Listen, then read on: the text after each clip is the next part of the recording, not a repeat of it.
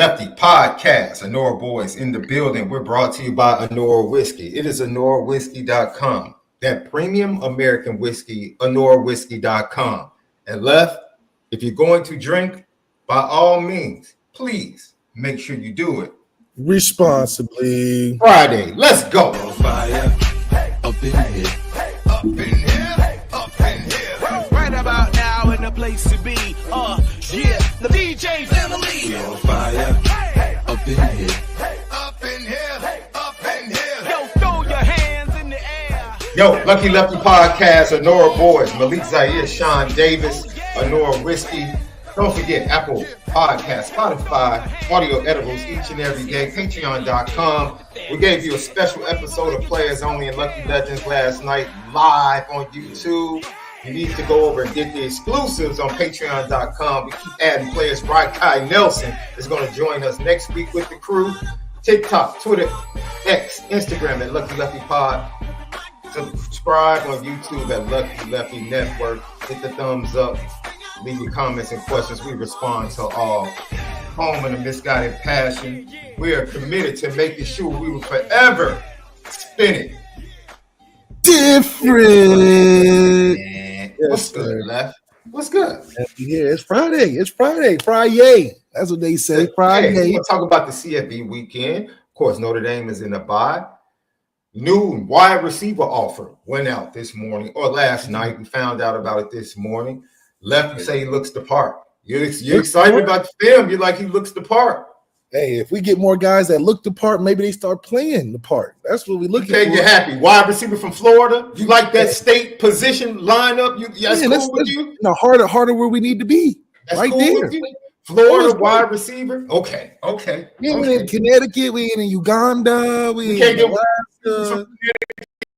Is there any position we could get from Connecticut? O-line, little O-line, linebacker, some clam chowder out there, but anything else outside of that, at box, I don't want it.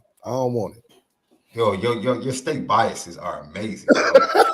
You know I what I mean? just It's don't almost see like Alabama your recruiting biases are almost like the breakdown of the electoral college state by state. You know, you got your blue states, you got your red states for certain positions. Right. Some places just is better to stay out of. It's probably a lot of false hope in there. But let's just get to the meat and potatoes of recruiting.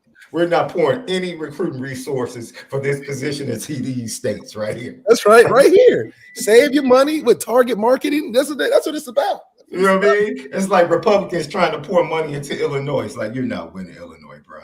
And it's like Democrats trying to pour money into like Indiana. You're not winning Indiana. You're not winning Indiana. No way. No, bro. Stop. Just save your money.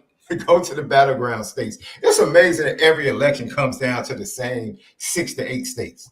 Every time. The same 6 to 8 states. That's crazy, right? Did you early vote? Did you early vote? I didn't early vote. I'm actually anticipating the 4 days left, before the election season, and it's pretty crazy because these commercial ads are getting more salacious by the day.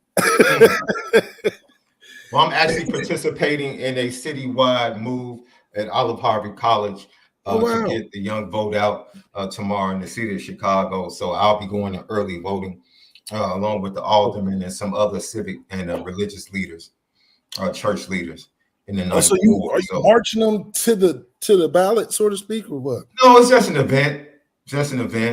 And just really trying to lock in for the community. Of course, it's not only just we're voting for House, Senate, of course, President, but you want to start the momentum for the smaller elections that are upcoming in the city. You know what I'm saying? That's what really impacts the locals. Yeah, the local elections. I believe heavily in local elections. Yes, so we're really trying to build because those are next year for the city of Chicago. It's really everything. Everybody else in the world is the even years. Chicago's the only city where everything is voted in the odd years. It just have to be the oddballs, man. The mayoral race and the odd years. It's just weird. It's just always weird. A little backwards. It's just weird. Lucky Lefty Podcast. So no matter how you feel, take part in your civic duty and even if you're sitting this one out, man, try to encourage others and show love. Yeah, just try to encourage others. That's all. Yeah, I'm all about the love, Left. Yeah, that's what I'm about, man. I Right. just loving on each other, Did you man. early vote, or you gonna do it on the? I'm gonna do it tomorrow. I'm gonna do it tomorrow. Okay. Yep. Yeah, doing it tomorrow. I was going to do it early in the week. Got invited to this event, and I was like, all right, cool. Let me go ahead and wait until Saturday. Yeah. For helping that young vote. Bro, man, you know what I don't like, man? I just don't like the vitriol, bro.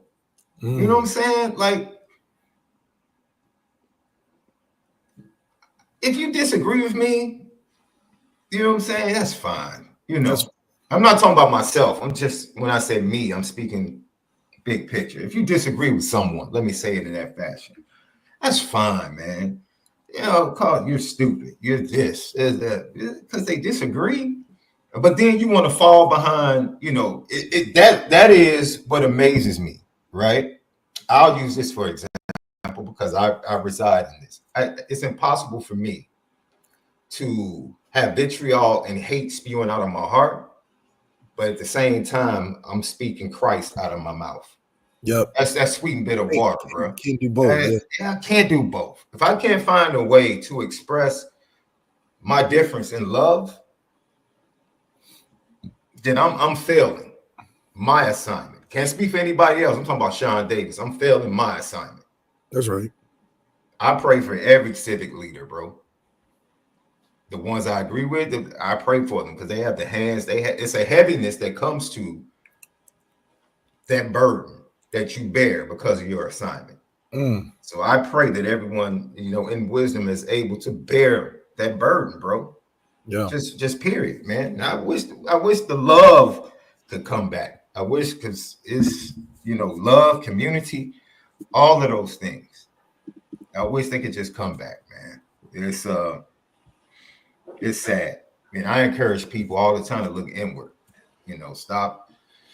Of course, it's a lot of different things that affect decisions and affect people, but everyone has the responsibility and accountability to look inward, right? Because it's the same thing when we're watching Notre Dame and we're watching those student athletes in the fourth quarter. We're asking them to look inside, bro. We know you're tired.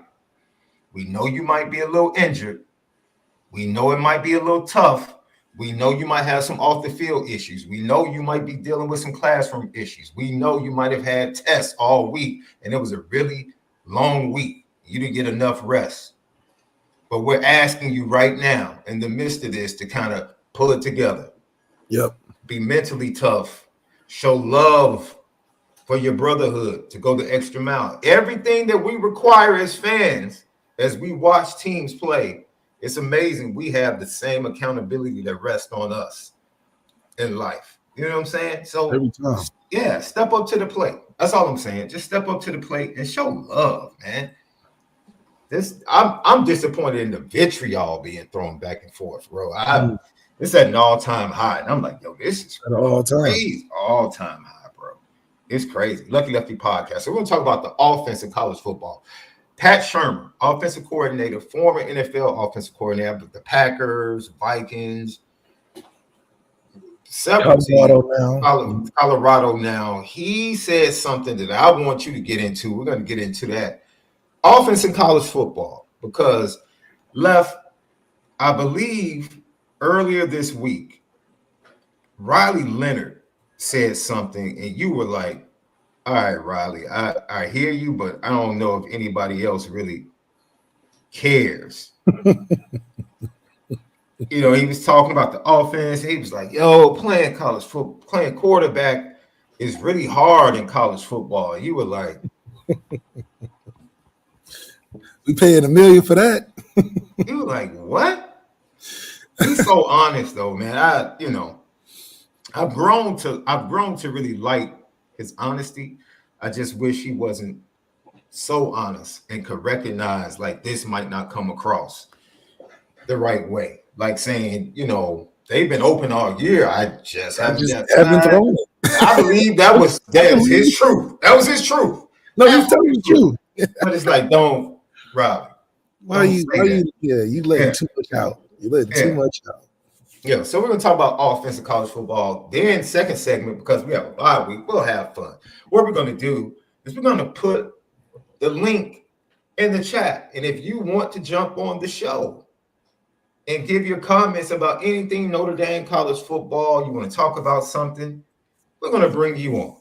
We're going to bring some people on the show and let them give a question, statement, whatever. If you need to put a super chat in, put it in the chat. We'll get to it soon. GTB questions, put them in the chat. We'll get to those. For those of you that had GTB questions last night during Players Only, we weren't going to answer any questions during Players Only, but we're here for you today to answer those questions.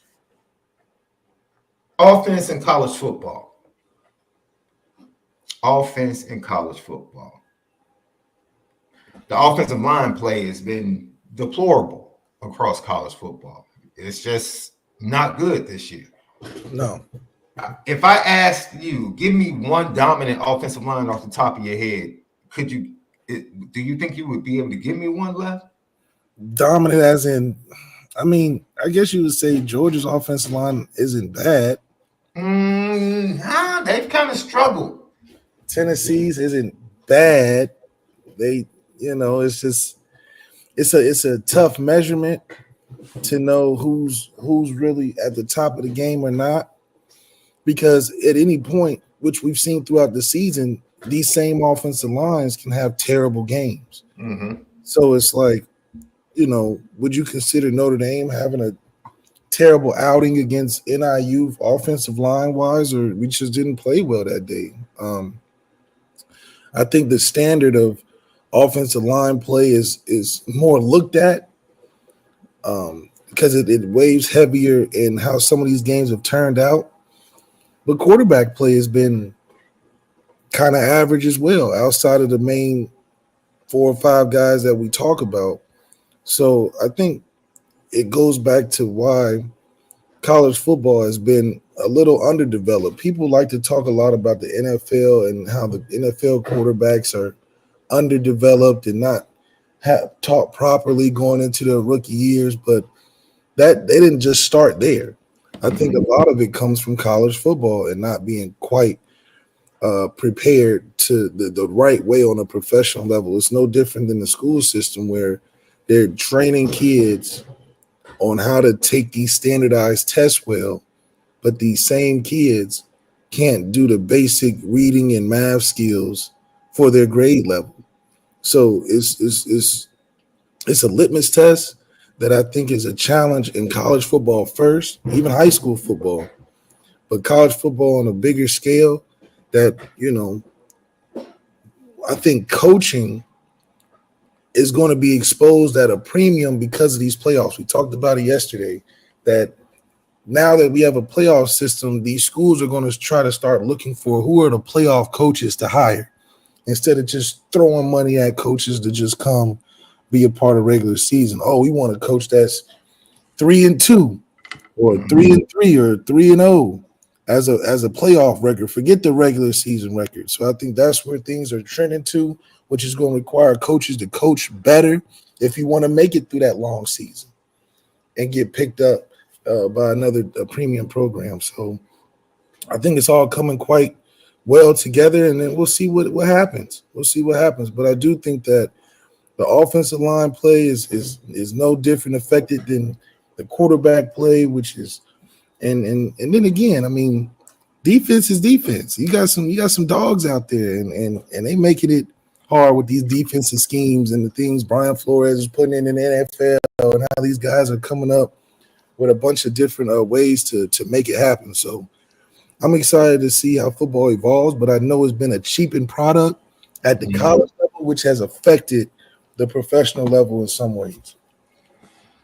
So, Pat Shermer, very interesting. I don't know if you saw this video already, Left, but this is what he had to say. He was asked about the difference between putting together a game plan for a Sunday versus a Saturday. Great question. What he had to say. Oh, it was a great question. A fantastic question. And the way he answered it, you're going to love it as well. Coach, time restraints, I'm just curious and kind of following up over those last two questions. What's the difference between creating a game plan for the NFL and for Saturdays? Well, it's different, right? And it's going to have to be a different setting for me to really answer your question. Okay. We're probably going to have to sit down and I can take you through it. But in the NFL, because of the way the rosters are designed, I always really thought of it as it was 3 or 4 different games within the game. So in other words, you had first and second down, right? Then this animal called third down, where now that's a totally different game, third down. And then you have red zone. That's a totally different game. In the red zone, they're defending, you're attacking extremes. They either drop them all out or bring them all right? So you're there. In third downs, a lot more man, a lot more exotic pass rush, so on. What I've found in college so far is there isn't quite as much of that. It's kind of like one fluid game. So as an example, you'll find teams that'll play the same coverage concepts on third down and in the red zone as they would on first and second down, if that makes any sense. Yeah. So with exceptions, don't get me wrong, you get more zero blitz in the red zone and so forth, maybe a little more man on, so you call man beaters. But in the NFL, it's very distinct, very distinct. It's like I said, 3 games within a game. Here, it's just kind of one fluid game, and I think there's a reason for it. Teams play no huddle, right? And so you're lined up ready to go, and so you don't have the time in the huddle to organize all that stuff you might want to do. And so I think that's one big difference in college ball tactically than pro ball. As you go through a season, does your offense evolve or does it refine? Oh, wow. That's kind of some white wine thinking. No, it definitely evolves, right? Because I like to try to, run 4 or 5 things each week that they haven't seen. So that's evolving. But then the refinement piece is you want to be able to run some of the same things every week and do it better. And that's the advantage of practice. So to answer your question, I think it's both. If you're, you got the right players and you're doing the right things, you can refine and evolve. In fact, I might steal that from you. Refine and evolve. There you go. There you go. My lap. Then, if you're gonna steal, I'll give it to you. If you're gonna steal, then I get one more. All right. I was like, yo, this is dope. It's first of all that he took the time. He answered it. He told him like, yo, I don't know if it was an invitation. I would take it and follow up. Like, yo, we need to sit down. If I'm really gonna answer this, if you want to, do that. That's like a couple of articles for me. Yeah. I'm like, okay, coach, when can we sit down? I can write some stuff off of this. Right. Absolutely. Let's get to it.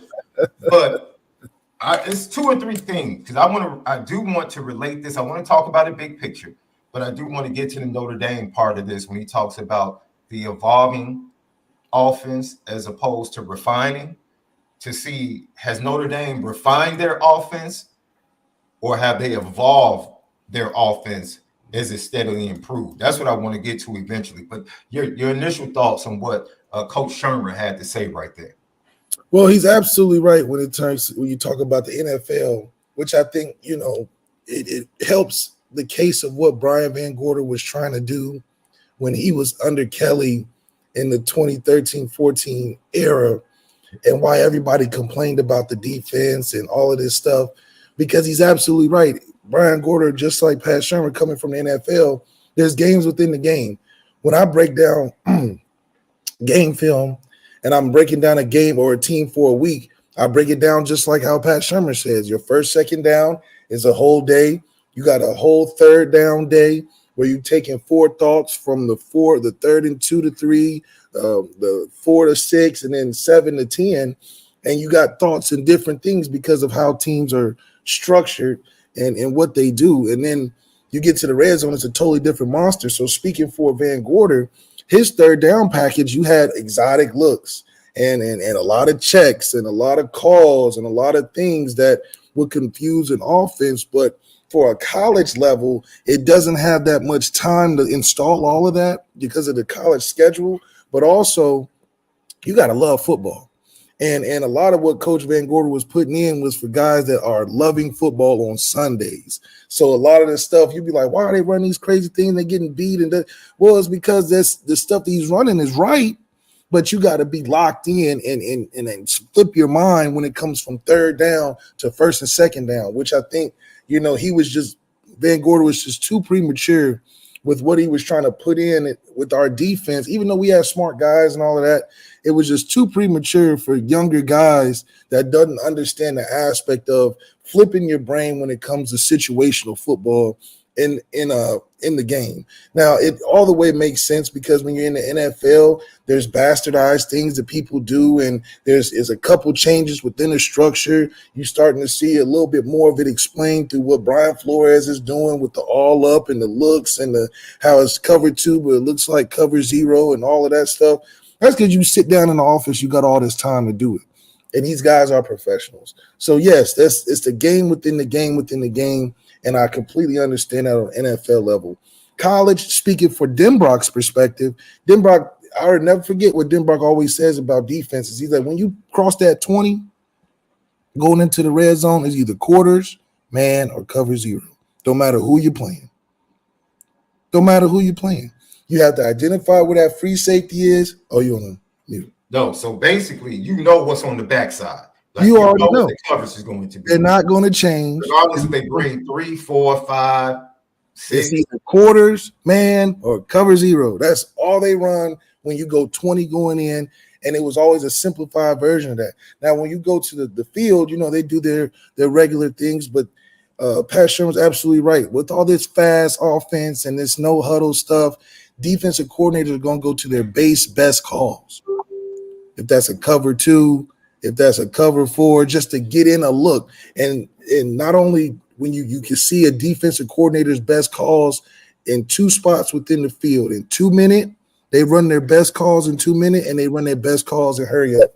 So from a strategic point and strategy, that's what Denbrock and the coaches that I've been with in college really leaned on. When you look at, okay, what are they running when it's late game, end of half, end of game, and 2 minutes? That's what the defensive coordinator is made of. That's what he believes the defense does best. And those are the things that you need to pay attention to throughout the game, because now you know what he likes to be comfortable with and attacking that defense with when you get out there on Saturdays. So that's why a lot of the quarterback film study and quarterback preparation is involved with knowing who the defensive coordinator is. We will write down his name, write down his record, write down where he's from, follow what chain of command he falls through, and it usually tells you a story. Because defensive coordinators in college don't like to change who they are on an identity level. They may do some different things as tendency breakers, but like I said, when the chips get tight and the game gets close, they're going to call their best stuff for the defense, and those are the areas that you have to look for in terms of what your clues are to be able to execute. So college, I always understand that a lot of what happens is you have to be able to be sound in what you do. Like Stanford back in the day with David Shaw, they were very sound. We knew exactly what Stanford liked to go to when in doubt. So when we used to have our game plan, it would be evolved around what do they do best? Who is this defensive coordinator's identity? And we would study that and then go from there. First and second down, that's where you experiment more offensively with some of your tweaks and your different things you like to run, because that's where you break your tendencies at. And defensive coordinators, some defensive coordinators like to keep you behind the sticks on second down, so they anticipate blitz. Some like to be very aggressive on third down. Hell, some like not to be aggressive at all and play a lot of zone and just play top down, a Bob Diaco defense, where he just wants to keep everything in front and depend on the offense to make a mistake as they're chipping their way down the field. So, man, it's crazy. I'm looking at this offense, and I want to get into third down, which is something he talked about. He said it's a totally different monster on the NFL level. Like, third down is something that is going to be it's like an amoeba. It morphs. College on third down is pretty much still consistent with a lot of teams, what they do on first and second down. and he made a differential between first and second down in the NFL and said third down was an entirely different beast and connected it to going into the red zone in the NFL. When you talk about that offensively as offensive coordinators, how do you approach third down in college football? Because he talked about man beaters, right? He talked about knowing the man beaters. Notre Dame has a very high percentage of man defense under Al Golden. It dropped down a few percentage points once they lost Ben Morrison with Leonard Moore. As he gains experience, I think they'll eventually get back to that 56% man-to-man that they were sporting before the injury to Benjamin Morrison. But ultimately, Left, give me 2 or 3 very important aspects offensively of attacking and being successful on third down in college football. Look at Lefty podcast. He's dealing with something real quick. It's just interesting until he comes back. When he pointed out third downs, ladies and gents, it was important for me because that made me think about Notre Dame and what we saw in the spring game. And for the first time in that spring game, no matter who the quarterback was, when it was 3rd and 7, 3rd and 8, I saw all of the quarterbacks complete a pass and move the sticks. And I couldn't remember the last time I watched multiple quarterbacks in Notre Dame attack 3rd and plus. That means over 6 yards and be successful. And I was like, yo, is this going to be the season where it's 3rd and 10? And I'm like, oh, dude, we're good. We can move the sticks. In the previous years, it was like anytime it was 3rd and 5 or 6 or more, it was like, all right, they're probably going to run the ball here and punt. You know, I think we're seeing the Georgia Tech game a little bit more confident on 3rd and long. They got backed up on that one drive, right, with the holding call, the bogus holding call to Emil Wagner.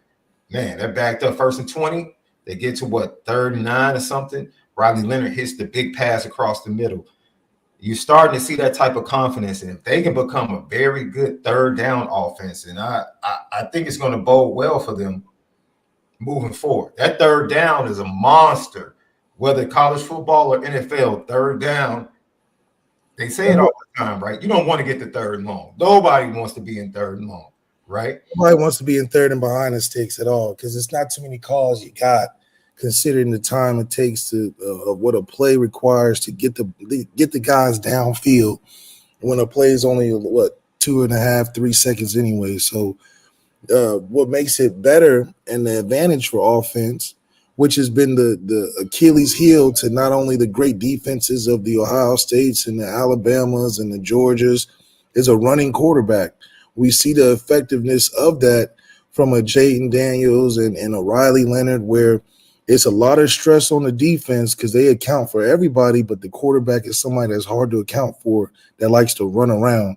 And if he can ever be halfway decent passing the football, now you have a huge threat on third down because you can play a perfect defense and predict the perfect the play that the offense is coming out with, but that quarterback that can run around is always that outlier and makes it tough on the defense to just continue to be perfect. So I think that's what Denbrock has as an advantage with Riley Leonard, who is every week getting a little bit better at his pass game and being able to be a threat outside the hashes. But you put a lot of strain on defenses when you can run around. So defensively on third down, you want to also be, as an offensive perspective and a quarterback, you want to have simple thoughts, right? So we would mark down the favorite blitzes in third down. We would tally up the coverages that are most consistent on our third down tape, because they do some great things with cut-ups in the NFL and in college where they make the tapes for you.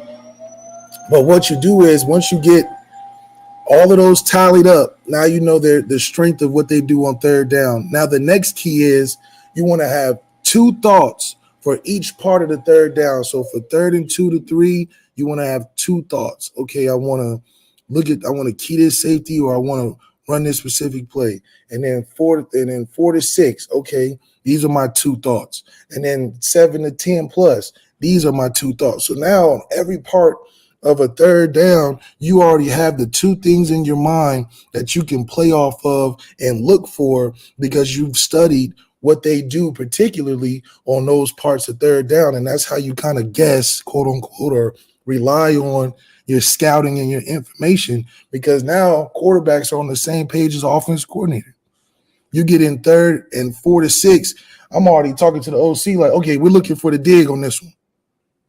You're just thinking dig. Oh, they're bringing this pressure off the field side. Okay, let's call a RPO to throw the slant behind it. Like, those are the 2 thoughts you need.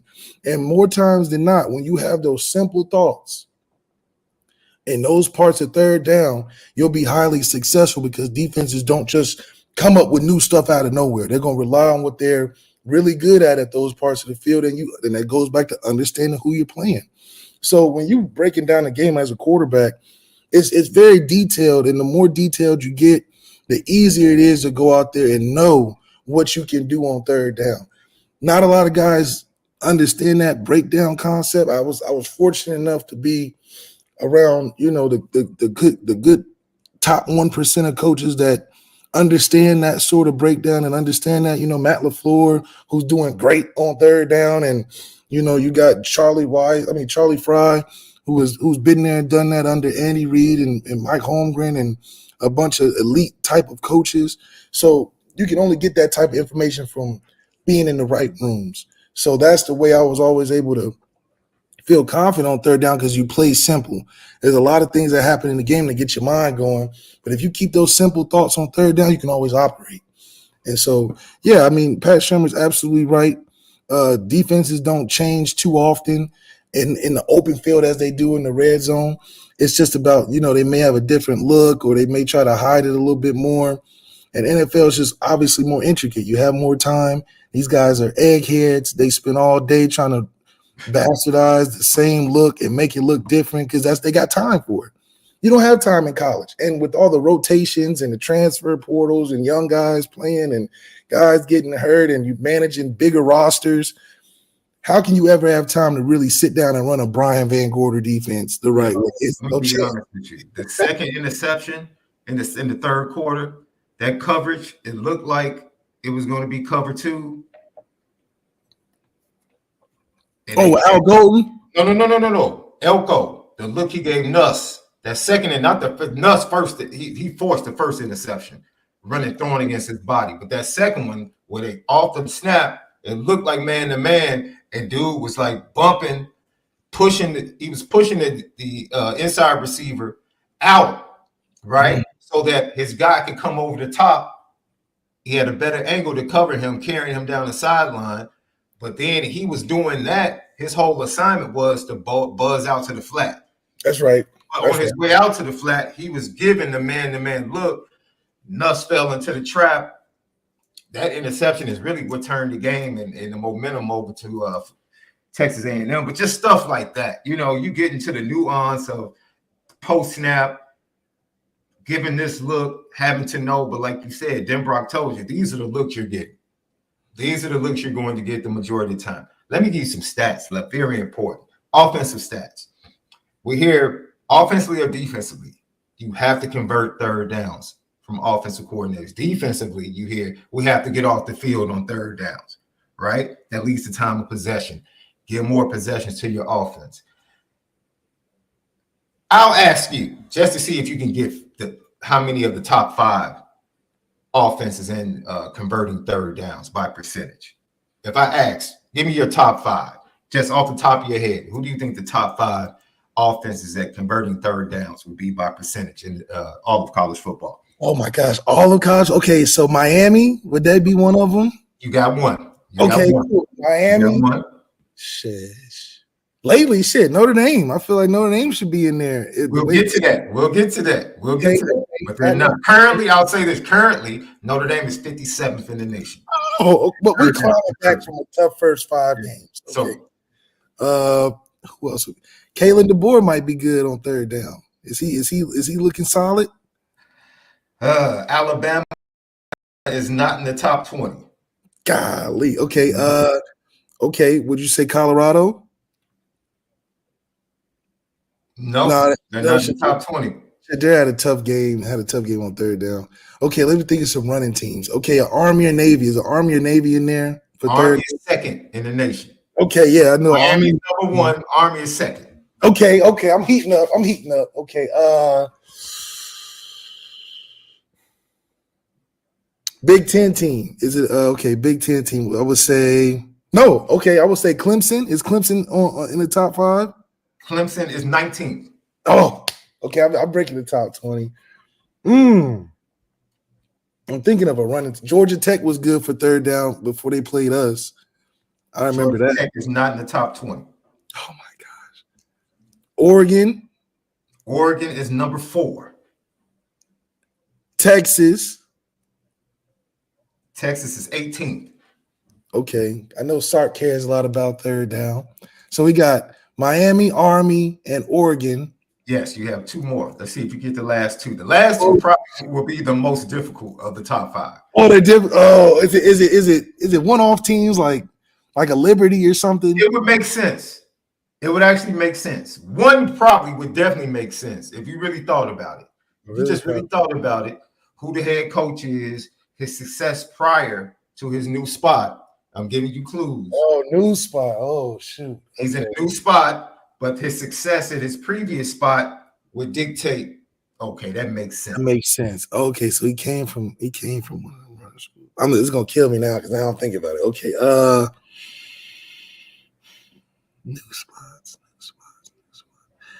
It's not Michigan. No. Golly. Okay, new spots. Oh man. Is it Kansas State? No, not on third down. Okay. Lord Jesus. I don't want to say Indiana, even though Indiana. Third Nation, Coach Ignetti. Third Nation, Indiana. Yeah. Okay, Indiana. Okay, yeah. That makes sense. I mean, they undefeated. I said it would make sense, right? Based upon what he did to James Madison. That's right. Yeah, sense, right? Okay, that's why they're good on the road too. They can be good at third down. The last one, I promise you would not. The quarterback would throw you off. The quarterback, you would be like, no way, they're top Canada. 5. Is he from Connecticut? Is he from one of them places? Stop, man. Stop. Quarterback could throw me off. Somebody it's 3 teams. Matter of fact, it's 4 teams tied for 5th. 4 teams are tied for 5th. Oh shoot. And out of the 4 teams, I probably would expect 2 of them. Quarterback. What'd you say, Ohio State? No. Ohio State. Oh my goodness. Not one of the 4 teams. I don't know. You're gonna have to tell me on this one. This is gonna bother me. These 4 teams are tied for 5th. Syracuse. There's no way I would thought Calvin Ford would have a team top 5 and third down. Man, Kyle McCord got a lot to prove. I've been high on Kyle McCord this year too. No way. Penn State with Drew Allen. No way. They have to be ahead of the chains a lot. But they have an elite tight end as well. That tight end is a baller. Yeah, he's a baller. So he helps out a lot. LSU and Nussmeier. I would expect that. Okay, yeah. Kelly's always been good. Top 5. And Kansas. I can see Kansas. Man, the disappointing Kansas, man, they were supposed to be in contention for the playoffs. But they lost a lot on defense. Yeah. They got one of the top players got drafted by the Bears, and he's a heck of a rookie for them. Oh, yeah, that's right. So I understand it. What if I told you that Troy was 17th? You know who the head coach of Troy is. Well, I know how he liked to run his football. He liked to run that ball, so he probably keeps it short above the chains. He did it with us. I mean, I thought we were really good on third down under Jared Parker, but he plays very conservatively. Yeah, Vanderbilt makes sense. They're 11th at 47%. Boise State with Genty at 46.9% at 14th. Of course, Lincoln Riley, top 15th at 46%. Texas and Sark 18, Clemson 19, and then Washington State is 20. Notre Dame ranks 57th, like I said, 40%, 40.6%. However, they were 61% against Navy, third down percentage conversion. And in the last 3, Navy, Georgia Tech, Stanford, 52%.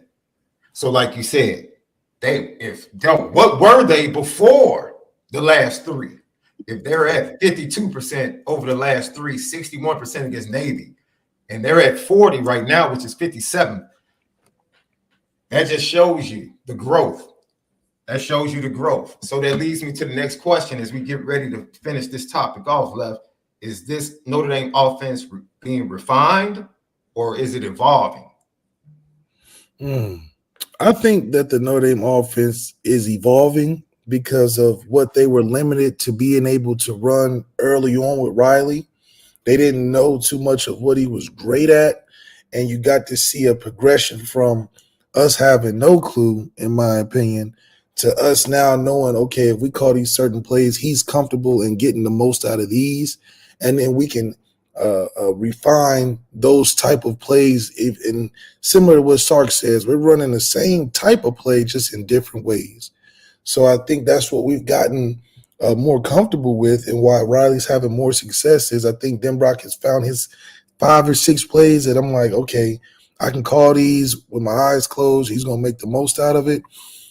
And now we're going to refine it by, okay, we're going to put a different motion. We're going to put a different formation and allow Riley to still be confident in what we're calling, but having him operate at a higher level, knowing that he's more comfortable. So I do think that it's been an evolution since after the bye week, which we've heard from them. They've been, repping the same play and throwing the same post, but now he's taking that to, okay, I can read the play out. If it's not that the post is not there, I got other options because we ran this play 6,000 times in practice. And so the muscle memory is starting to kick in for Riley in a positive way, but his confidence overall has grown, and I think that's what's helped refine the offense. And then Denbrock's been evolving the offense by giving him more chances to run the plays successfully that he's comfortable with. You want another stat? Notre Dame at home converts 38% on third down. Not surprised. On the road, 42%. Yeah, we've been playing better away than at home anyway. I mean, it's hard to – those first 5-6 game stats is just hard to overcome unless we continue to do what we're doing now, where we'll even and balance it out by the end of these next 3 games, which are very winnable games, man. You talk about this should be an opportunity to evolve. Hell, try some new concepts, put some new things in to get ready for the second season with this playoffs. Challenge Riley. I think you can never just challenge Riley enough because in the playoffs, you got teams that are hunkering down. They're going to have more time to spend on these games and make it apparent. So it's all good. That's actually amazing, man. That I think that speaks to the struggles at home. Is there a reason why they would struggle more to convert third downs at home?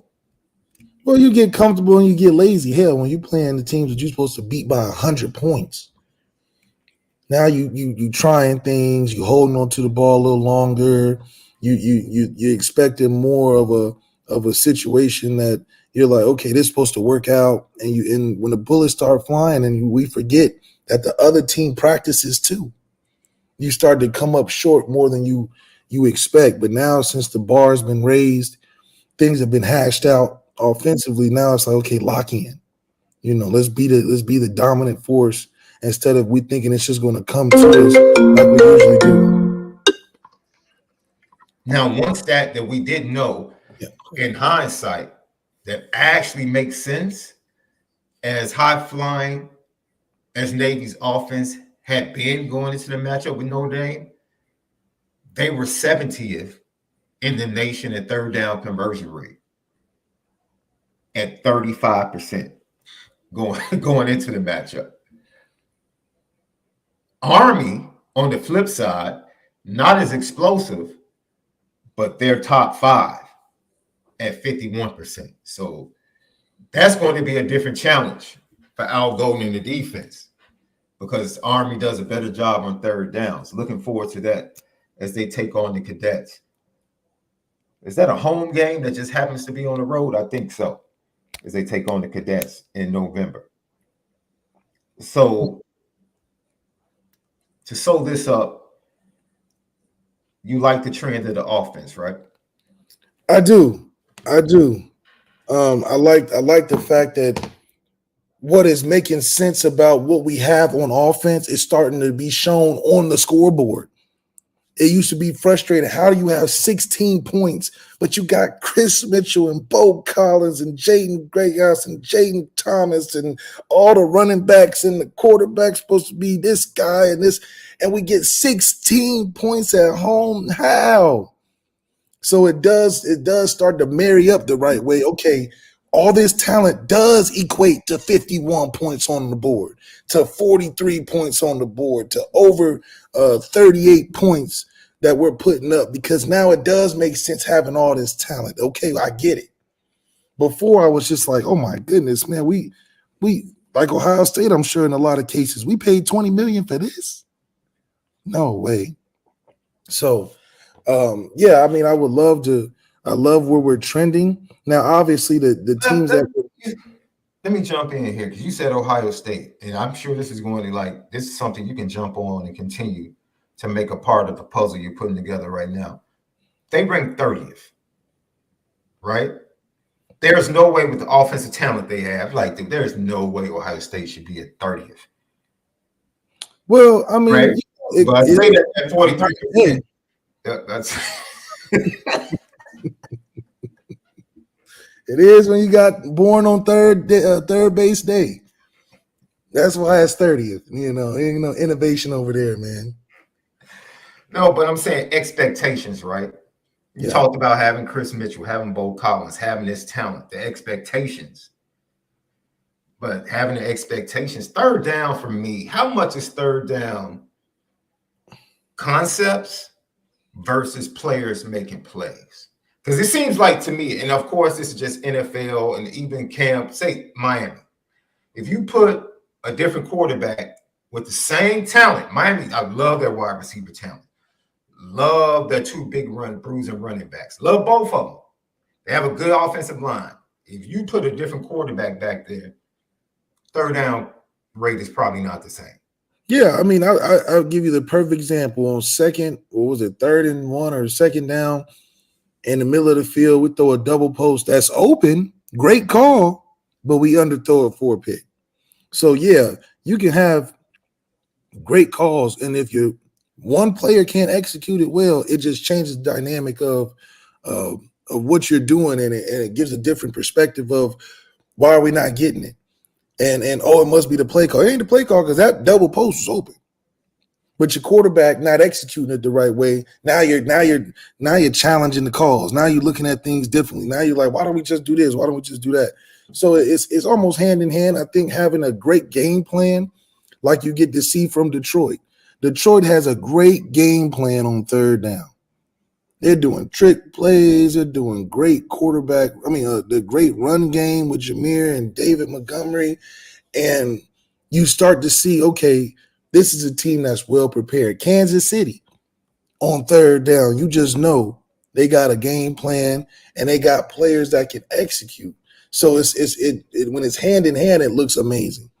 But it also takes, which is underrated, the game plan of the coaches. Sometimes coaches get too lazy and depend too heavily on the players to make it happen and give you basic game plan. And when it doesn't work, you just go like, well, it's the players' fault. No, you didn't set the players up in the right position because nobody was running open. But when you got a guy running open and then you got a guy that can get it to him, or you got a guy that can get singled up versus a mismatch, and he can work his way, now you're seeing the melding of the minds. Because when your quarterback is on the same page as your offensive coordinator, it's a beautiful thing. But if your offense coordinator is good and you don't got nobody as a trigger man, then you start to question what's going on, and you point the finger in many different directions. So I do think that, you look at Michigan. Michigan doesn't have a trigger man. So it ain't much. Great play caller. It'd be third and short a lot. Yeah. Can't make it happen. USC, you saw how different it was when you had a Heisman guy and a guy that's just a dude, a regular quarterback. They can't make Lincoln Riley look amazing, but we know Lincoln Riley got some play calls where if it's done right, they're hitting 40 points a game. You get a Heisman contender out of it. You get an average dude in there that can't quite play to that height of a Heisman, where you got to sometimes require that Heisman level talent to make some things happen. Now you're looking at Lincoln Riley like he can't win a game, and you're relating him to Clay Helton. So quarterback matters a ton, but more times than not, when you have a really good offensive coordinator, you're going to be in a good position. This is why great offensive coordinators attract great quarterbacks. Look at Sark. Sark can put together a hell of a third down package. But look at the result. The belief in that he can do that has resulted in him in getting a Quinn Ewers, Arch Manning, a Malik Murphy, some top quarterbacks coming in. So it makes sense. But you find the magic of these teams that you have good coaching, and then you see stars arise in the third down because, okay, well, they have a great relationship, right? Maybe something of what Deuce was thinking. Oh, I got a great relationship with this guy. I might turn up more than I would at Notre Dame, or whatever the case is. So it's definitely a perspective depending on how you look at it. I mean, we've seen recruits come in at Notre Dame and say, hey, I need to see this ran with a different dude. It's the truth. I can see what Denbrock's doing, but this is not what he really wants to do on third down. He needs somebody like me to execute, and I can't relate to the same quarterback that's in there right now because I'm not going to run around and run guys over and do all that extra stuff. I'm going to be able to look at his play that he called out and be working on all week, and if the post isn't there, I know where the check down is. Mm-hmm. So preparation is just as important on the quarterback like it is the coordinator. Man, they're on pace to match what they did with Sam Hartman because they were 41% last year converting on third down. That's a transfer quarterback number. Here we go. Oh, I just opened up. Go ahead and defend your boys. Go ahead. He was waiting for that. That's a transfer quarterback stat. Yeah, Steve's third down has been amazing. Steve's third down has been really good. Here we go, man. I'm just saying. I thought you were about to go back to your percentage with Evs and. Oh, we was, but we had a team at that point, very talented. Denbrock kept it real basic, and it wasn't much teams could do. We running right and left with Q and Ronnie, and it's like good luck. And then we're gonna do a little RPO. It's like we had too much continuity on the offense, so. Man, we had a good GTB question from my guy, John Massey. There it is. Thank you for the GTB question. If you have one or a super chat, get it in. We'll get to it. What's the most difficult coverage to beat, in your opinion? Left, quarters, zone, man. Everything nowadays is a match coverage. So it's like it starts as a quarters, it ends up being a man, the way they play it out and carry and all of that stuff. So what during my time was the thing or the defensive structure that was kicking ass was that 4-mini where the inside nickel player would be a quarters player. They'll play man on the outside. The two safeties would be D-gap players, so they would be a smaller version of quarters with a man on the island. That's what Alabama and Georgia and all these teams have been famous with. And what it evolved to now, you got that 3-down front where they're playing man on the backside, but they're just disrupting the offensive line with the two edge players and playing man free to track the quarterback getting out of the pocket. So they've bastardized it and made it more niche to attacking the quarterback. But before it was the 4-mini where you gotta do a lot of different switches and if you had a dude on the outside, which is where the 4-mini coverage has kind of faded in some aspects, is because when these great teams and great offenses played against Alabama or Georgia, like the Clemsons during Deshaun and Trevor Lawrence time and Ohio State's with CJ and those boys, that outside one-on-one was getting cooked. That's why they're giving up 400 yards and 500 yards in these championship games, because when you got dudes, that pressed on the outside is an island that is real lonely for a DB. And so they had to do different things. And between that 4-mini coverage and man, Alabama just had, in Georgia and these great defense at that time, just had better players. Your D. Milners, before he went to the NFL, like just better players on the coverage side of things. So at that time, you're only recruiting 2 or 3 guys offensively that are that can play anywhere. Where Alabama's defense had 4 or 5 guys on the defensive side that just made it hard. So their third corner is better than your best receiver. So now you're just in a tough matchup. So, it was top heavy during my time with recruiting and, the Saban factor and all of that stuff. So now with it being more evenly killed, you get teams like Vanderbilt where great coaching against a defense that is like Pat Shermer said, they're not changing too much. They ran cover 1 the entire time. Yeah. Vanderbilt was like, okay, we're going to eat it up with great coaching and guys that are bought in. And so it evened the playing field. And you got to see what college football is today. A lot more teams are surprising you, but it also comes down to why coaching matters. So that's our breakdown of offense in college football, how it relates to Notre Dame, third down conversion percentage.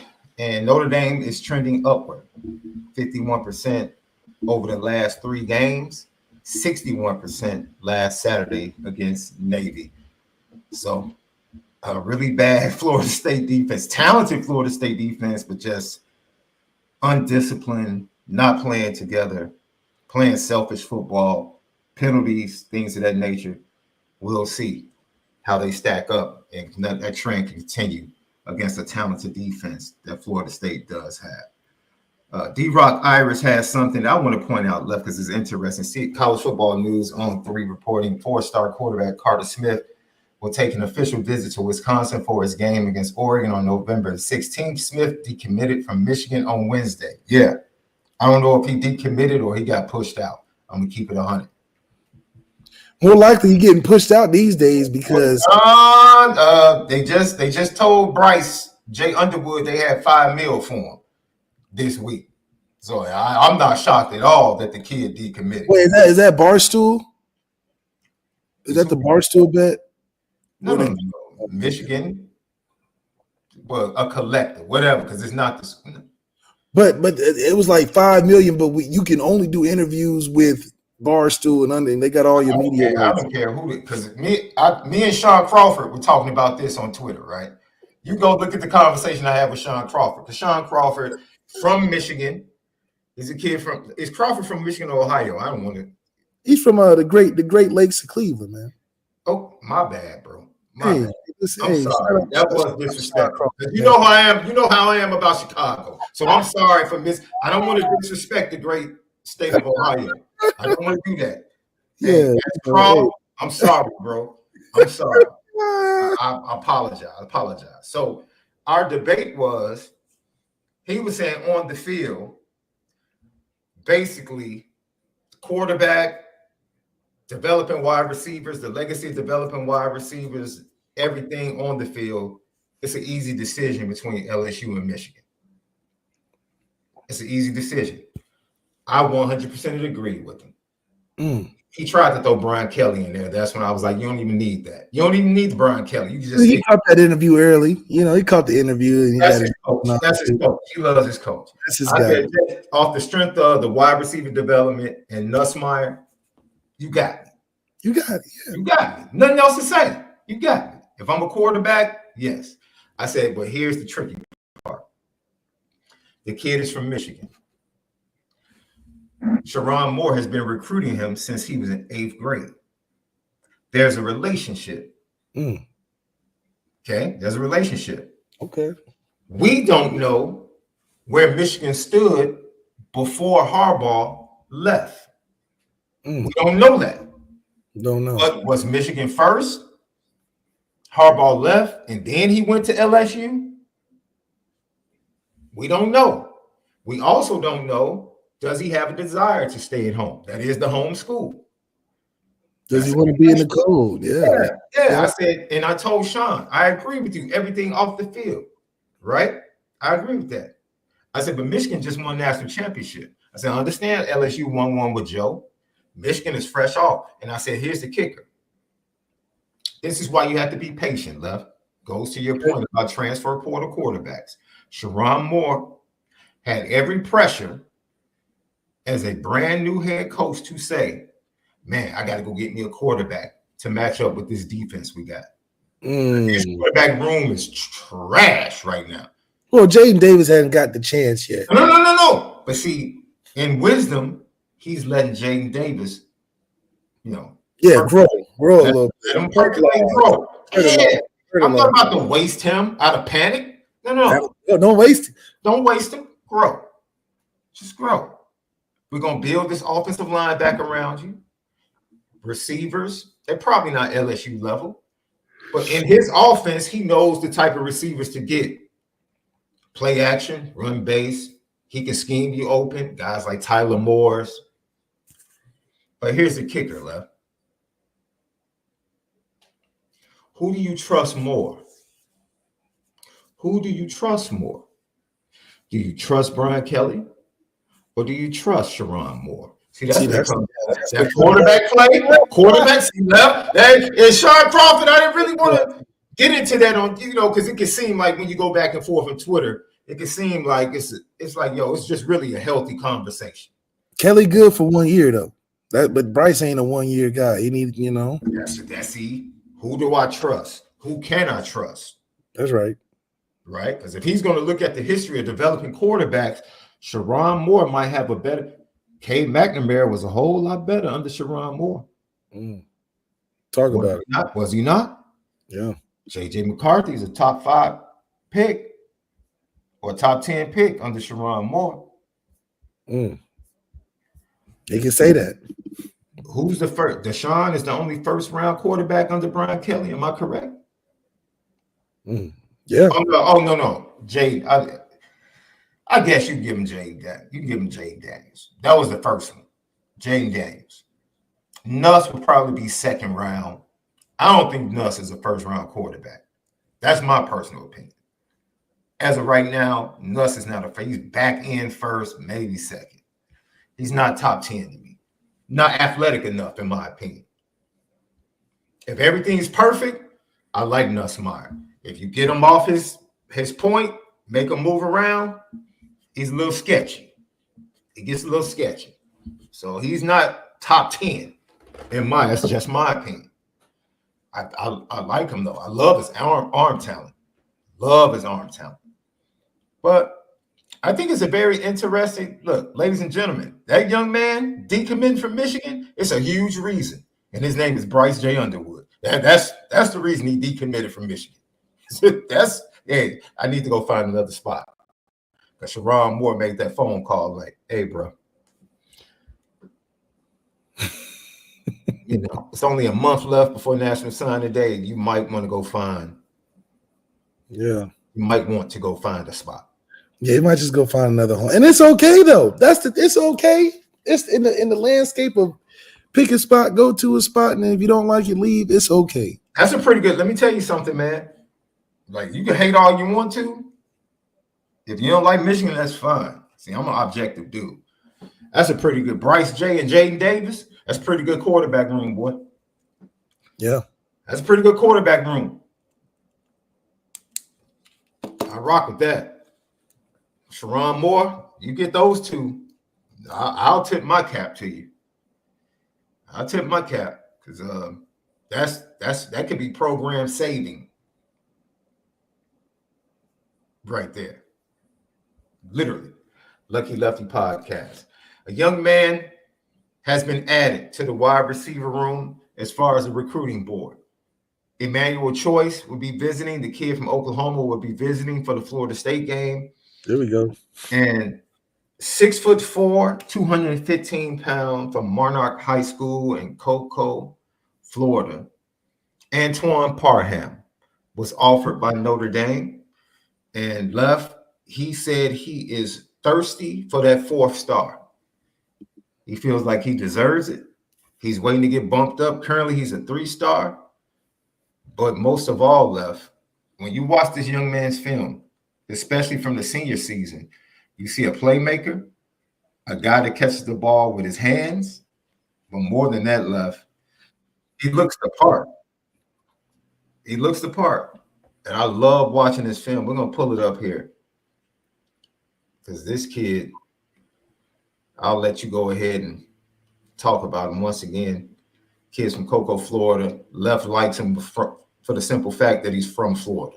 Just looks the part. You know, you halfway there, you know. This is an impressive play. This is how you start off a highlight. Quick screen. Run through the defense, take off. Second gear, third gear, get out of there.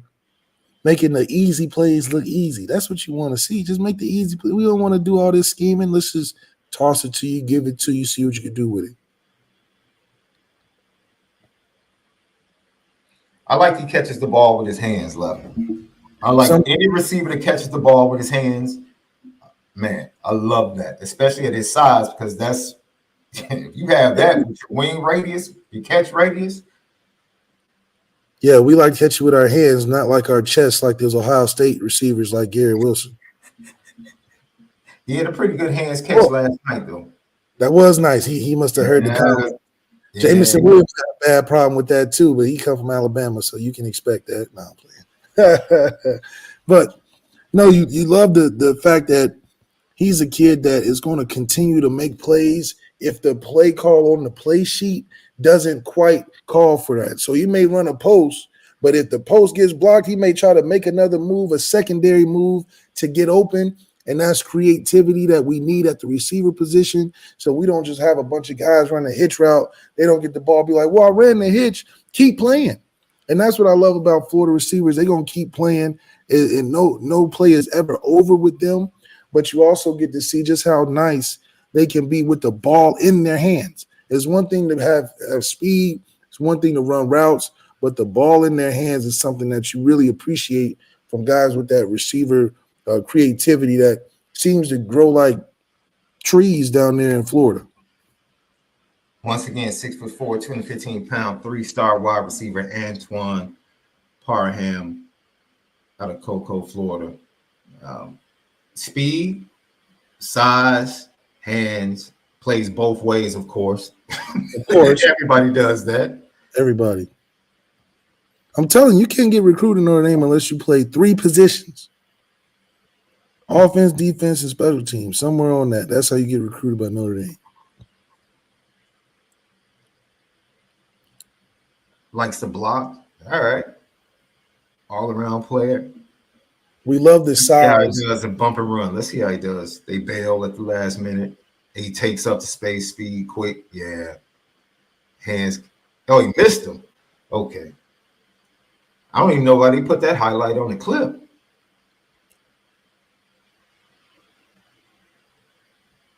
Yeah, you want to put guys that, have no fear. For him to be able to play defense also, he's a big kid, love. Yeah, he's not little. No, he's a big kid. The kids he playing with make him look way bigger. So it's one of those things. Tracking from the other side of the field. Good effort. Mm-hmm. Love to see. I mean, he's a willing blocker. So you got an overall good football player here. Just like my question always comes in with these guys that play everything is what is the technician ability of a kid coming in to define a role at Notre Dame. Notre Dame's about roles.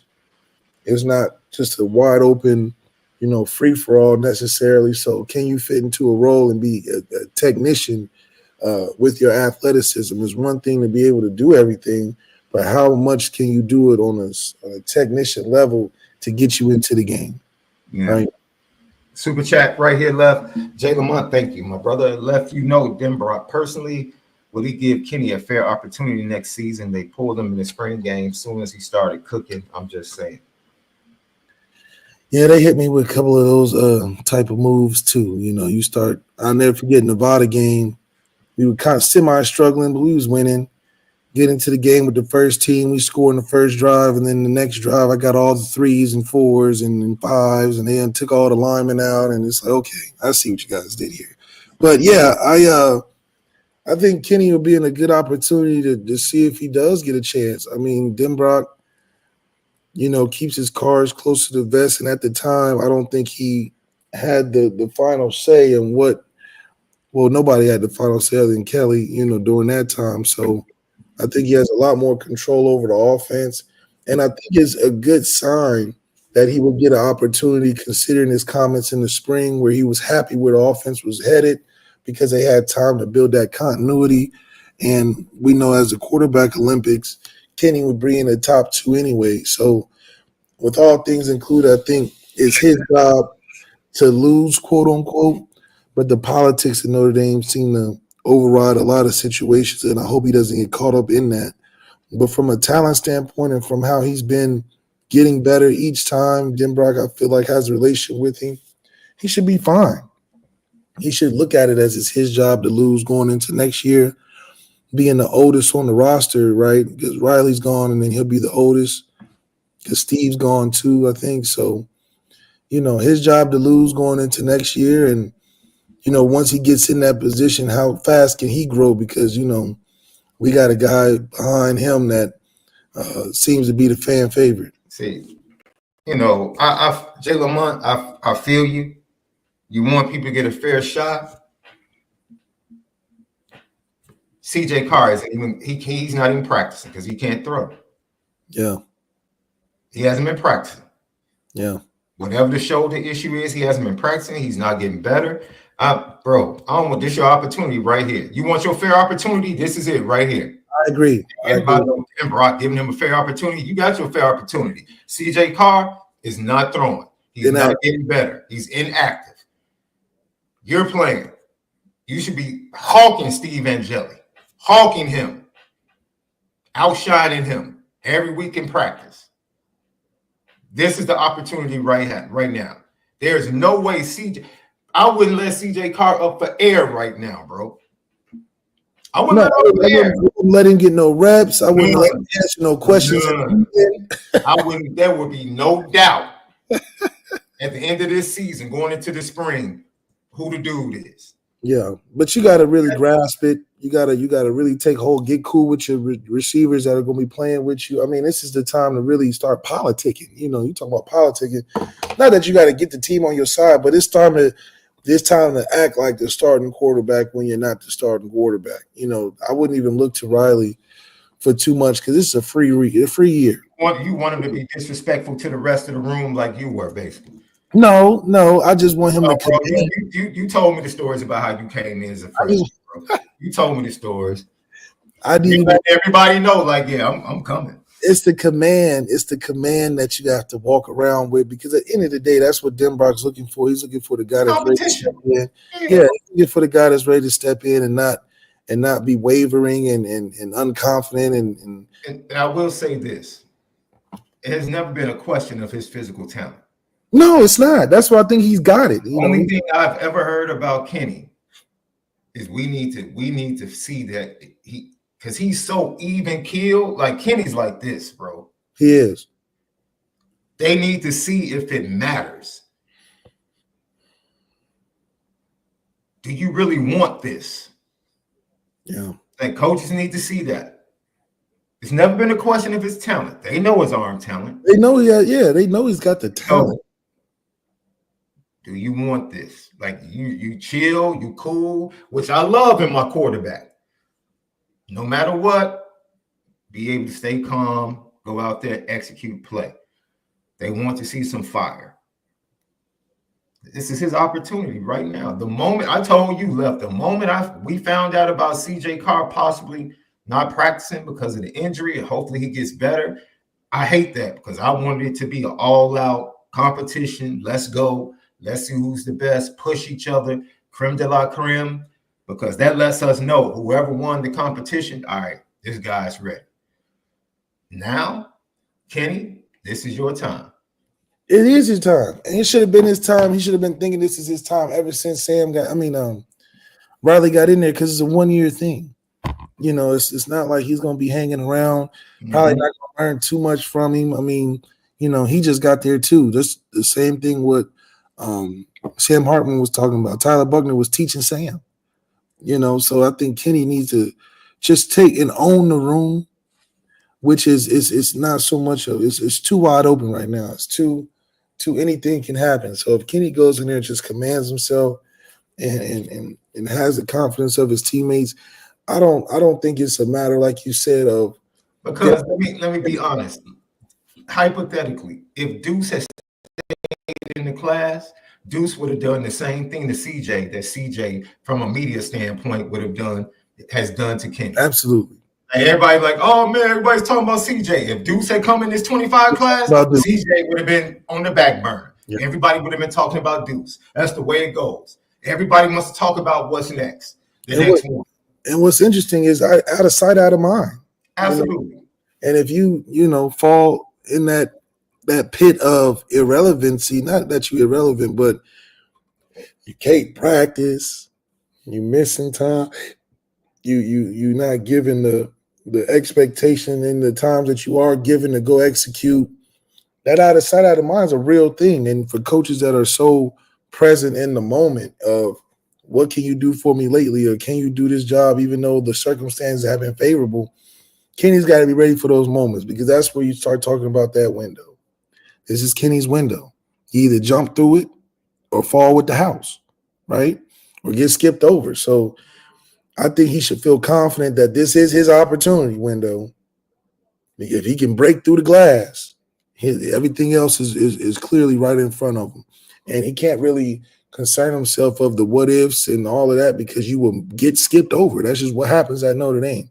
Not because you can't play, not because you can't win. It's due to you got to take advantage of the opportunity. So I'm excited to see what the young Ocho got. We already know the other Ocho and Adon Schuler is doing his due diligence and making plays happen. Really happy to see how Adon Schuler has stepped into the limelight and has been the confidant at that. Can you imagine if Kenny is a dude? Their whole nickname, the Ochos. Ocho, yeah. The Ochos. It gets greater later, you know. Kenny and Adon, the Ochos. That's right. That's right. So I do have a high confidence in Kenny because of his confidence in his ability. He already said he could throw the best in the room. He ain't worried about the other ones. Yeah, it wasn't hard, bro. It was hard, but the room Kenny stepped into wasn't. But he's not shying away from it either. So he knows his strengths and his weaknesses. He ain't the best runner, but hell, he's like, I'm running to get in his end zone. I'm pulling it.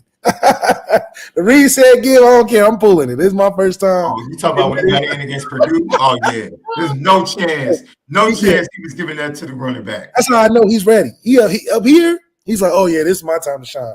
I ain't messing around with y'all." That's like when Marcel Reed came in the game. The running back wasn't getting the ball, bro. He wasn't getting the ball. The first call when he scored that touchdown, I was like, "No way, no way." You get in the midfield.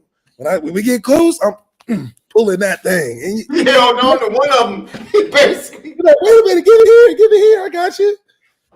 That's like in basketball. Let me see that thing. Let me see it. Right. Basketball, you call him for it. Let me hold it one time. Let me touch it. Oh man. Lucky Lefty podcast. When we come back, ladies and gents. What LeBron said to Rui, he was like, swing that thing. You see me hit 10 in a row. Swing. Give it to me. What's up? You hitting a jump shot you can't shoot. Yo. Yeah, Braun was bogus for that. He was right, though. He was bogus, but he was right. And Anthony Edwards was bogus for what he said to Bronny, but he was right, too. He was right. You don't have to worry about a shower. You good.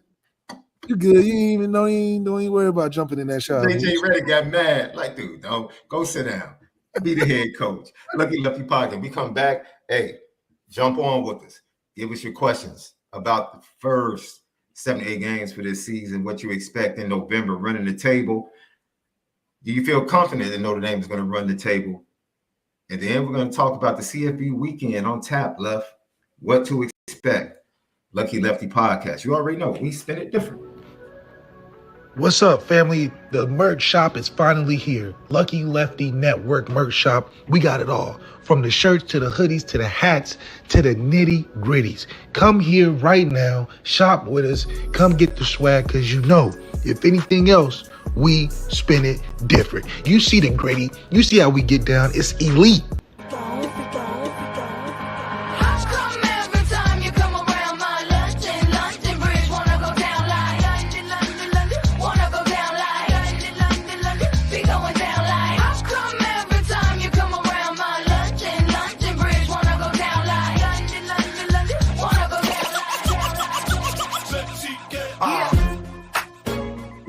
Yep. Lucky Lefty podcast. Malik Zaire, Sean Davis, and Nora Boys in the building. Brought to you by Onora Whiskey at OnoraWhiskey.com. That premium American whiskey, ONORAwhiskey.com. And if you drink, by all means, you got to do it. Responsibly. You got to do it responsibly. Audio edible each and every day. Apple Podcast, Spotify, Patreon.com/Lucky Lefty Network, Lucky Legends Podcast, Players Only Podcast, TikTok, Twitter, X, Instagram at Lucky Lefty Pod. Subscribe to us on YouTube, Lucky Lefty Network, man. Hit the thumbs up. Leave your comments and questions because we respond to all. Home with a misguided passion, forever committed to making sure that we spin it different. TV questions, put them in the chat. Super chats, get them in. We'll get to those immediately. And for everybody, right now, we're going to go ahead and bam, there it is. There's the link to the show. If you want to jump on with us and you want to talk on air, jump on the screen and talk about how you feel about this Notre Dame team or give thoughts to it. Hit that link. We'll bring you in, let you give your thoughts and your comments, and then we'll have some fun with it and chop it up. This is our fans Q&A. Put those GTB questions in the chat along with your super chats, and we'll get to it. Left, I don't know if you saw this, but I told you, first of all, the Bulls have a decent, they won 2 in a row. They won 2 in a row, right? The stars is coming out, man. You know. Zach LaVine said, I'm putting on that MVP jacket this year. Yeah, all right. All right. Now you're getting a little bit ahead of yourself now. I'm bringing Chicago back, man. You're getting a little bit ahead of yourself, Left. Big Kobe White fan. Come on now, man. I got another North Carolina guy and Kobe White up there holding down the PG spot. Mm-hmm. So we'll see. I mean, y'all gonna have a tough time with Cleveland. Cleveland undefeated right now. Evan Mobley's playing great. I know they beat the brakes off the Lakers. You exaggerate now, beating the break. Come on now. It was like, okay, look up the score and tell me, how would you describe it then? It was like what, 119 to 120 something, 130 something. No, it was not. You need to look at the score again. I tell you, boy, you need to work for clutch, bro. Let me look at the score. Please look at the score. Because you were about to turn this into the biggest fabrication ever. Look at the score. Oh, it was only a 24 victory. That's nothing, man. It was only a what? It was a couple points. It wasn't that bad. 110 to 134 is not bad. You know, they probably just had the garbage, time in, and Cleveland wanted to run up the score at the end. Okay, man. Think about it. They had what? Oh, the problem was they had 42 in the first quarter. That's what really messed it up. 42 in the first, you're gonna lose a game. Yeah. I don't know how you're gonna come back from that. What do you think, man? CJ, man, that offense without those top 2 receivers down in Texas, in Houston, bro. It's a big difference. Oof. But stars make the game in NFL. Like, it really does. If you don't have your best receiver or your top 2 receivers, not too many guys other than Tom Brady and Patrick Mahomes and Lamar can really outperform the things in which they've lacked. Lamar ain't never had an all-star receiver and has been winning 10, 11 games. Pat Mahomes does it every year. Tom Brady used to make mailmen and people from the stands play, and they still used to win. Everybody else, especially Josh Allen, just get worse and worse when you don't have your star players. And it's good to see the evenness of what happens when you don't have them. So we used to talk about C.J. Stroud like we talking about Jaden Daniels. Oh, this the second coming. He's the top 5 quarterback in the league. And I'm like, he's having a good year. Now you got to stack those years. Pat Mahomes has already proved he's all-time great. He did it with a bad offense, no receivers, no offensive line. That's how you know. Now, he has had the common denominator in having Kelsey in all of those situations, and that's an all-time great tight end. But still, to go through the things that Pat Mahomes, that gauntlet of not having and having a lack thereof, still making it happen, the youngest defense ever in the league. I mean, all type of situations Pat has been able to arise over that. Lamar's getting there, He just got to beat Pat. If he beats Pat, we can put Lamar in that same category because Lamar has done it with with terrible receivers. You know, either too small, too injury prone, just don't work out the way it should. And it's funny because Baltimore has tried to put receivers around him. They gave him OBJ. They gave him Rashad Bateman. They drafted Rashad Bateman. They even had Miles Boykins in there trying to help him out.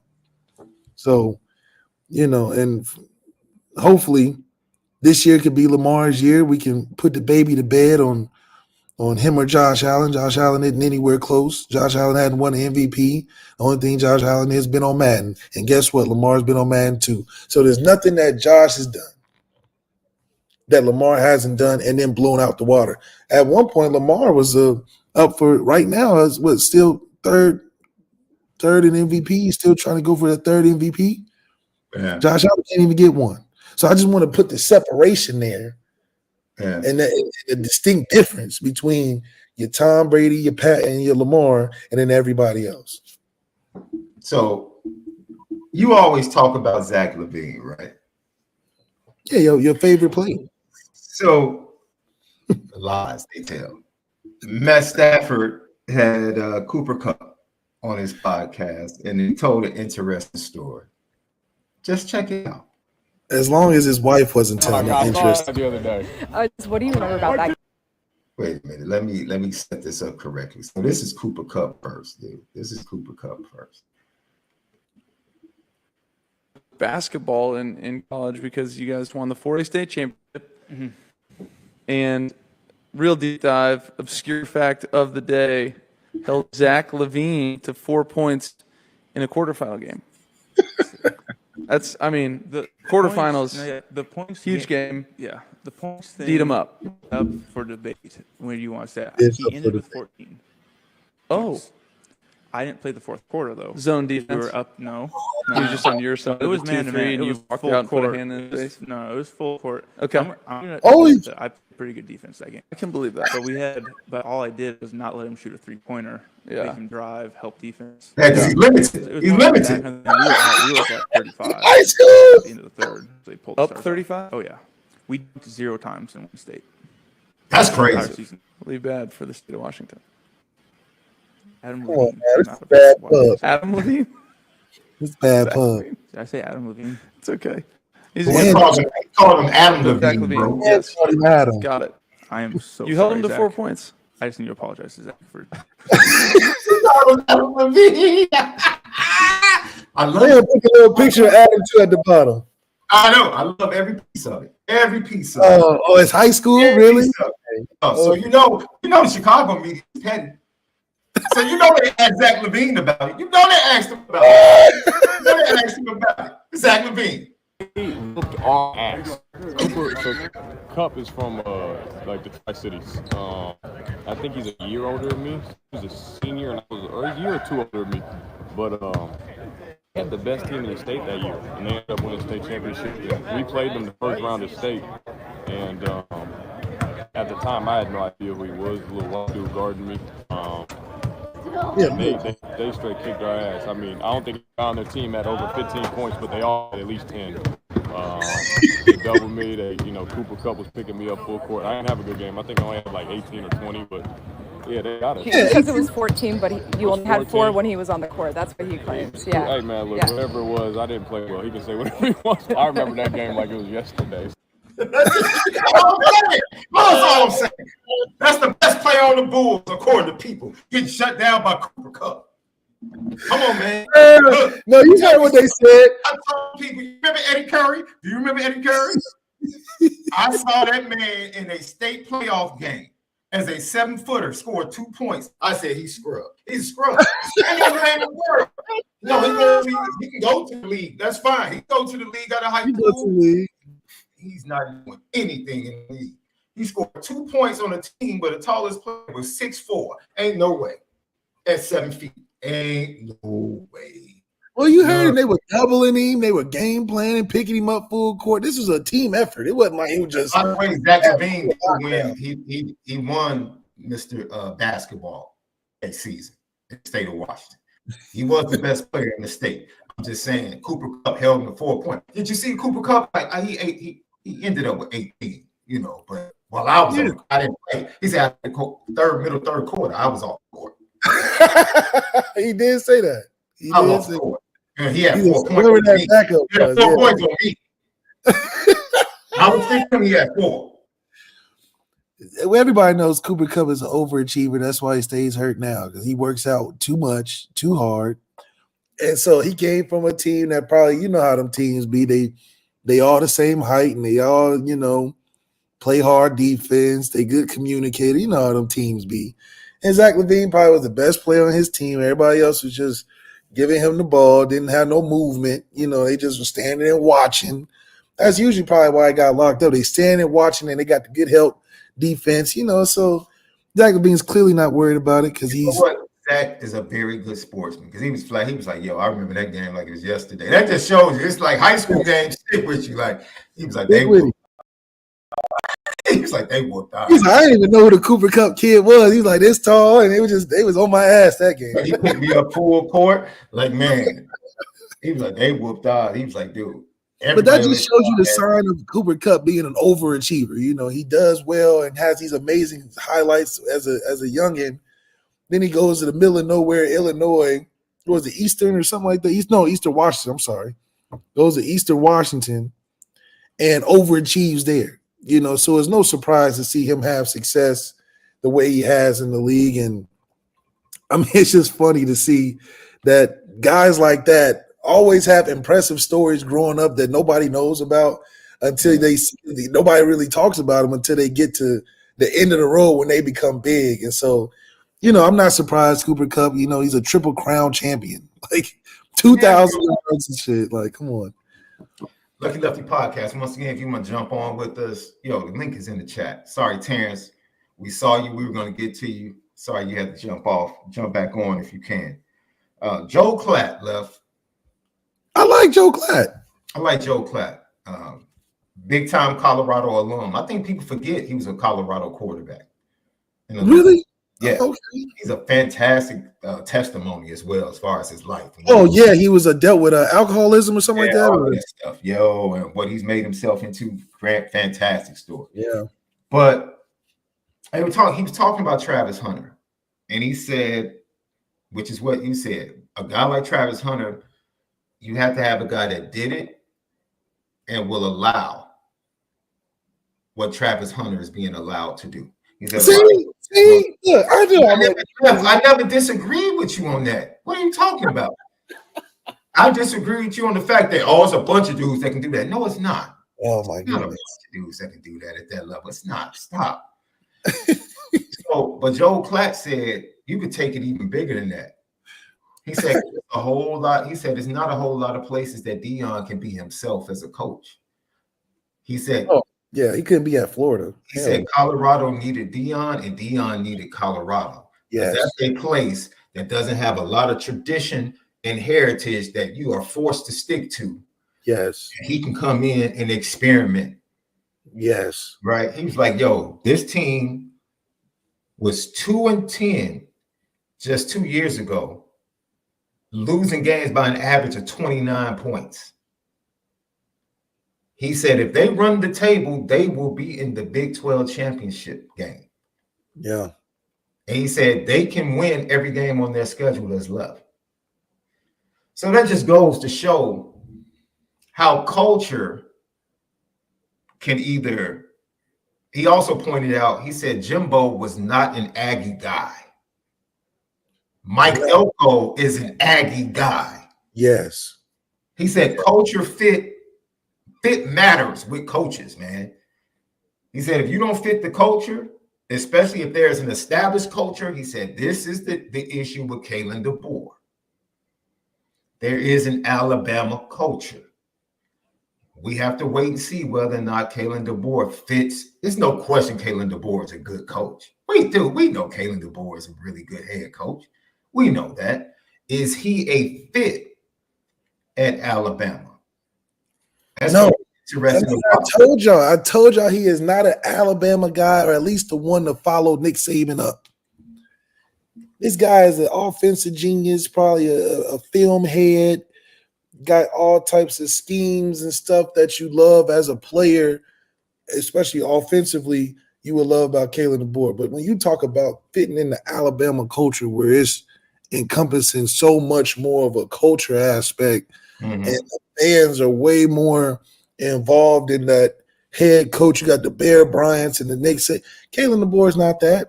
Kalen DeBoer is a football guy. He's not going to go out there and embrace the Alabama culture on the level where Nick Saban is and look the part and have that aura about him and be stern. He's a football junkie. It's no different than Tommy Rees being the Alabama offensive coordinator. You just a football guy. You're not an Alabama Kirby Smart, fall from the apple from the tree.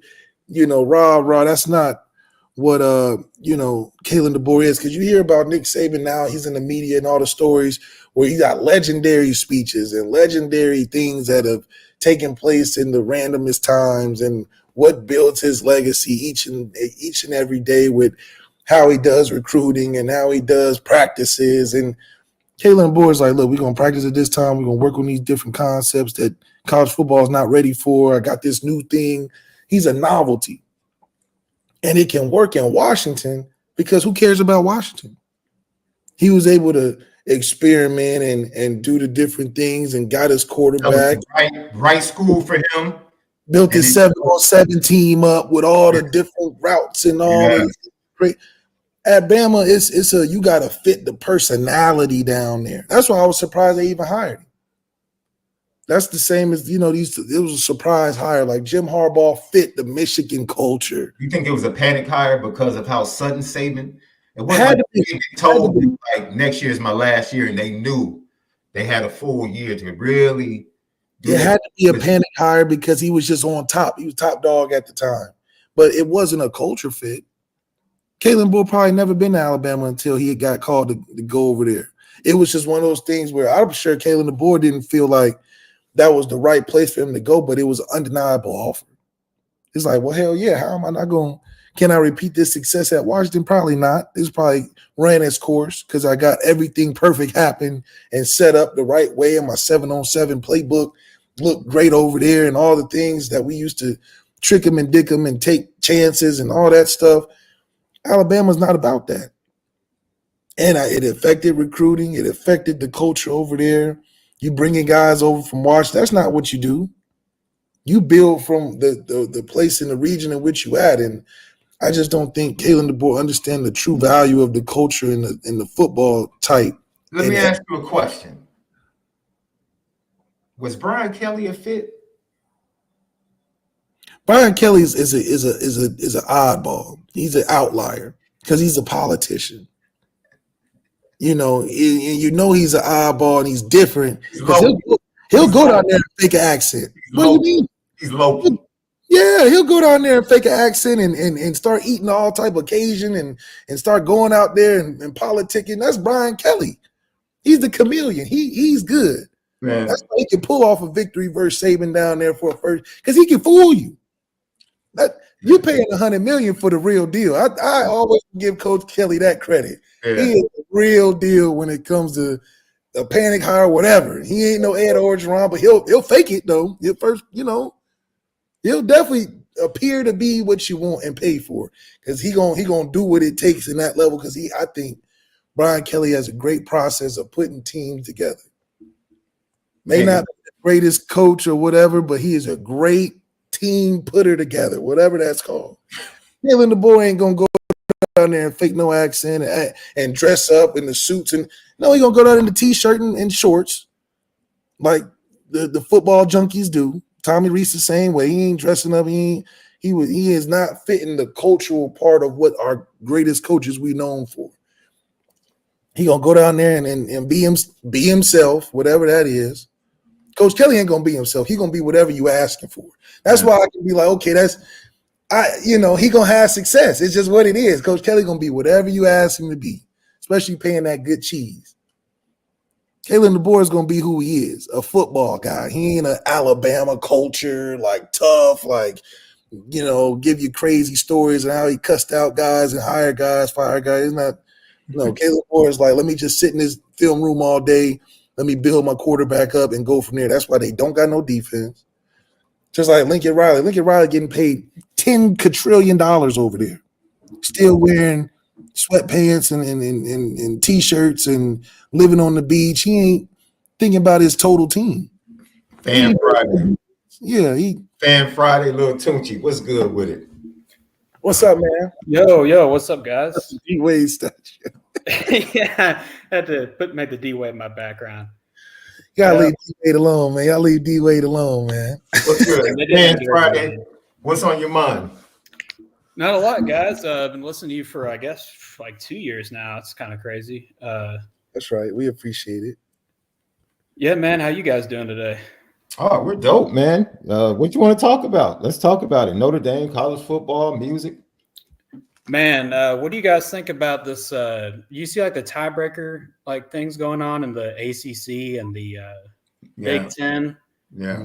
I was wondering, like, you think they would put like let's say Indiana or like SMU, they go undefeated, but they miss their conference championship. Mm-hmm. You think they would put that team in over one-loss Notre Dame? That's a very they actually discussed this, Lil Tunchi, on Players Only last night, and we were talking about the ACC scramble that's going on, right? Because we expect Clemson and Miami to make it, but Pitt's undefeated, right? So literally, there are teams, 3 to 4 teams that can end up with one loss in the ACC. There are 3 teams that can end up with one loss. Ohio State, if they play. Ohio State plays Penn State and Indiana. Indiana, yeah. Right. So if Ohio State gives Penn State and Indiana their one loss, and their only loss is Oregon, then more than likely they're going to face Oregon in the Big Ten championship game. Penn State will be a one-loss team outside the conference championship. Indiana, the same way. It could very well be Penn State. I would definitely say could keep Notre Dame or knock Notre Dame down a notch. I still believe if Notre Dame wins out, they get into the playoffs. Yeah, they can't knock us out of it. But Indiana, no. Indiana doesn't have the schedule. They don't have a big-time win. This Ohio State game is their opportunity. That's their opportunity. That's it. If they don't beat Ohio State, no, Indiana won't be a problem. But Penn State, but I think the creation of the 12-team playoff was to kind of ensure 3 teams from the SEC and the Big Ten get into the game. Sure. That's right. Yeah. So expect 3 teams from both conferences to get in. That's half the field. And then, you have the Big 12 champion, the ACC champion, and then, the G4 champion. So that's 3 teams.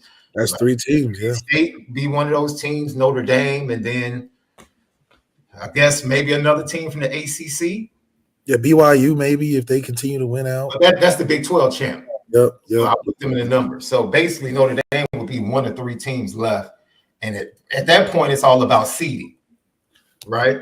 And we're 5 through 12. So Notre Dame could get 7 or 8, which I expect them to be the 7th or 8th seed. They're ranked 8th in the AP poll right now. I expect them to get that 7th to 8th seed, get the home game, and probably match up with either the 2nd or 3rd seed going into the quarterfinals. But yeah, it's definitely going to be the drama. It's going to be the drama that you want going into that selection show if it plays out that way, without question. Anything else you want? Yeah, I just want to say, Kenny's my guy. You guys were talking about Kenny earlier. I guess I just asked Left, like, what do you think Denbrock would run next year that he could run with Kenny? Because Kenny just has a better, he has got the best arm on the team. I mean, he can throw those perfect passes on the run. I saw that in his film. He did that all the time. So I guess what do you think Denbrock would run? And shout out Brian Kelly and shout out Drew Pine. Even though he's going to cost your bet, apparently, Malik, you're going to put that on. He definitely ruined the bet for me, man. Missouri had him with the quarterback if they had a starter, man. They had him. Hey, John, man. Pick, man. I was just like, of course. Yeah, of course. It was just such a predictable thing. But shout out to Marcus Freeman for getting 9 wins out of a quarterback like that. Oh, man. He squeezed all of the juice out of that. Remember that Clemson game? I think he threw 8 passes. It's the second quarter, and Tommy's like, all right, that was your 3rd pass knocked down. We're going to run every single play. We're giving that. Hey, John, we appreciate you, man. Yeah, appreciate you guys. Take it easy. Absolutely. That's all I got, John, man. That's a little Tunchi right here, Lucky Lefty. If you want to jump on, hit that link. It's in the chat. We'll bring you on, whatever you want to talk about. Like you said, Left, it is crazy at this point. It is. Just thinking back to what that quarterback room looked like, and to be sitting here debating, I mean, we got a quarterback that left, one that's playing punt return now, guys that came in for a year, and we gifted a nice path to the NFL for. He's in a good organization with Washington now. So it's like, it's crazy how things end up being and how they turn out and where they start. So Jay Lamont had a super chat. We'll get to it. Jay Lamont, who wins the Heisman and is Deion Coach of the Year? Who wins the Heisman, Left, and who gets Coach of the Year? Will it be Deion? Deion has a shot. He has to win out probably because they have to win out. They have 2 losses, 1 conference loss. The other loss was to Nebraska. They have lost to Kansas State, who's in first place right now. No, BYU's in first place. Kansas State right behind them. They haven't beaten anybody technically, right? They've beaten more people than they've had in the last 2-3 years, but they don't have a signature win. They're a football program, Left. They're a legitimate football program right now. Yes. Nobody's sitting here saying they're a national title contender. He has built that program into a respectable program. And it's unorthodox, right? Because everybody says you have to build the trenches first. You got to build the trenches and then build out. He was like, I'm doing it the reverse. He definitely did the reverse. Second year, built the trenches. First year, built the skill players, and it's working out, man. And I do think that Joe Clatt. Is that a trend or is that just something that's a one-off? Building outside. Because his quarterback is his son, so he wanted to get his son right first. But I think Joe Clatt said it the best. Colorado is the perfect place to go in there and do something like that. Go in there and do it your way, and because they don't have nothing to be hanging their hat on anyway. So they're like, come on in, whatever we're gonna support it and let you flourish that way. And it goes back to fit, no different than recruits. Coaches got to go to the right fit.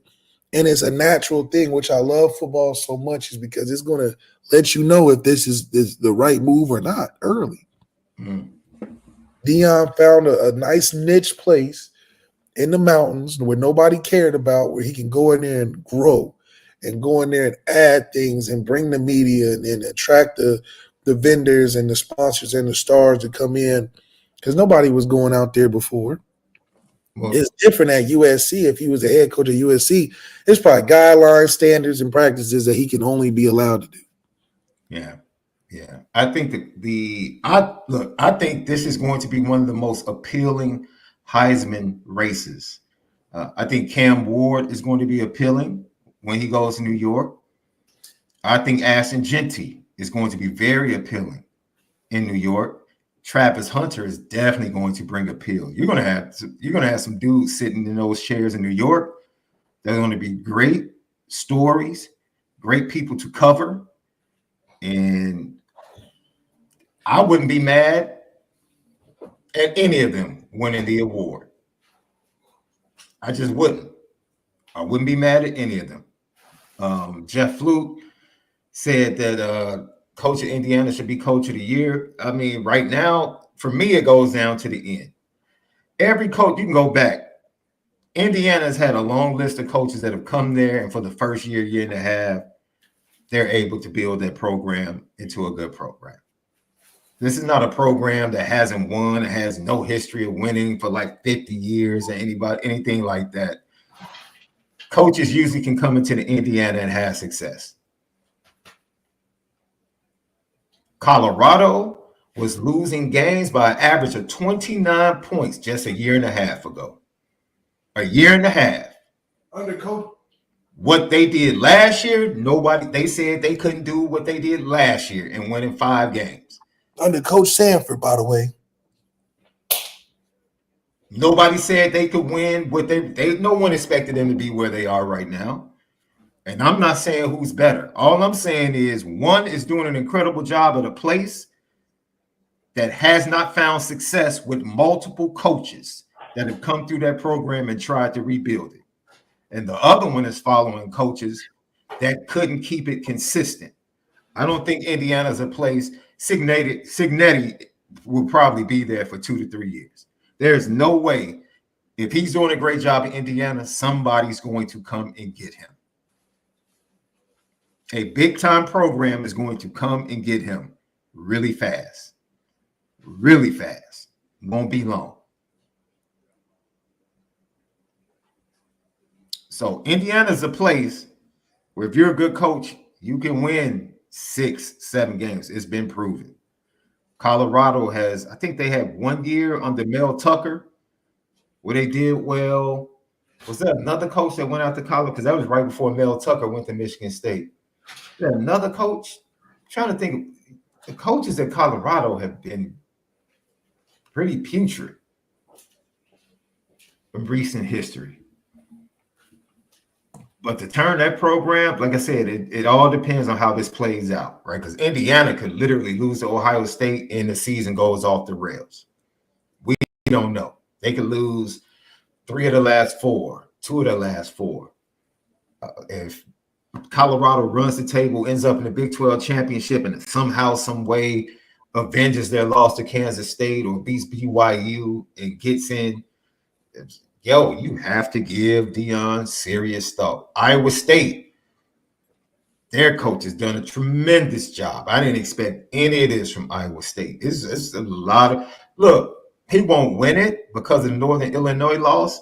I flat out will say this is the best coaching job that Marcus Freeman has done in his 3 seasons, without question. Having to turn Riley Leonard in that situation around, having to build his confidence in season, having to deal with the multiple injuries. I'm not talking about minor, I'm talking about injuries to major components of your team. Major components. And to keep this team locked in.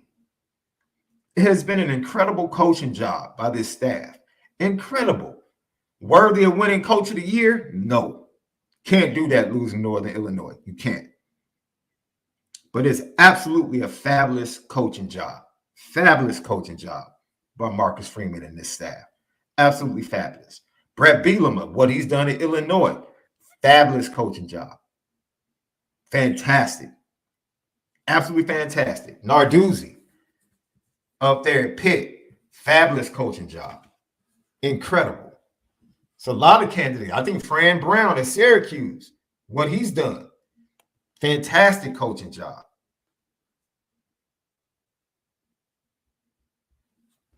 So, I mean, this is the year with a lot of candidates, a lot of great coaching stories. So that, yeah.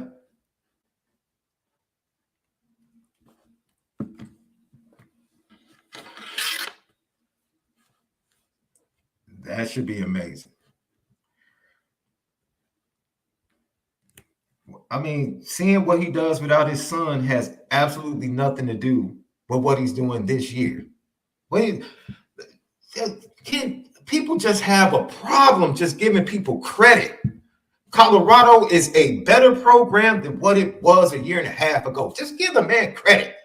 Why do you have to? I want to see what he does without his. Okay, that's like, let's see what this would take this person away from this coach. Take Cam Ward away from Miami. Take this player away from that. What, that doesn't work like that, man. Like, just give people credit. The BYU coach has done an incredible coaching job.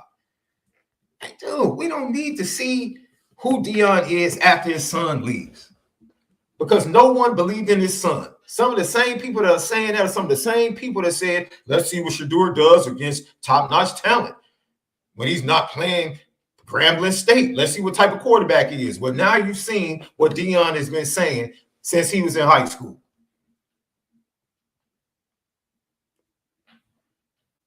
You didn't believe in Shedeur before he got to Colorado. Let's not act like we thought Shedeur was going to go to Colorado and do what he was doing. He's doing that with his coach and with the coaching staff. So we can stop that. Just give the man credit. It's okay.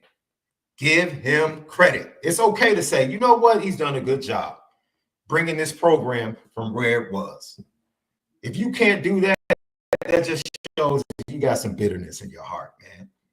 Because I don't have to like Brian Kelly to say, you know what? They did a good job recovering from that USC loss up until Texas A&M. I can say that. Losing his best defensive player, losing other top-notch defensive players, the defense kind of turned it around with young players. I could tip my cap and say that's a really good coaching staff, what they've done. I could say, you know, Coach Elko, even though Connor Wegman stinks, you've done a pretty good job coaching with Texas A&M. Even though I don't think you're better than Marcus Freeman and Notre Dame right now at this point, I think Notre Dame would beat you. Coach Elko, that's a darn good job coaching. I don't have to sit up here and say, well, man, if he didn't get scored from Purdue, would the defense have been better? It's like, come on, man. We just give people credit, man. I don't understand where we are as a society, man, where we just constantly just want to ignore what people have done and just can't say, you know what, that's a good job right now. As it stands today, you've done a good job. Regardless of what happens next year, to this point, you've done a good job. That's it. You don't have to see him without Shedeur because he has Shedeur. So when he has Shedeur, he's done a good job.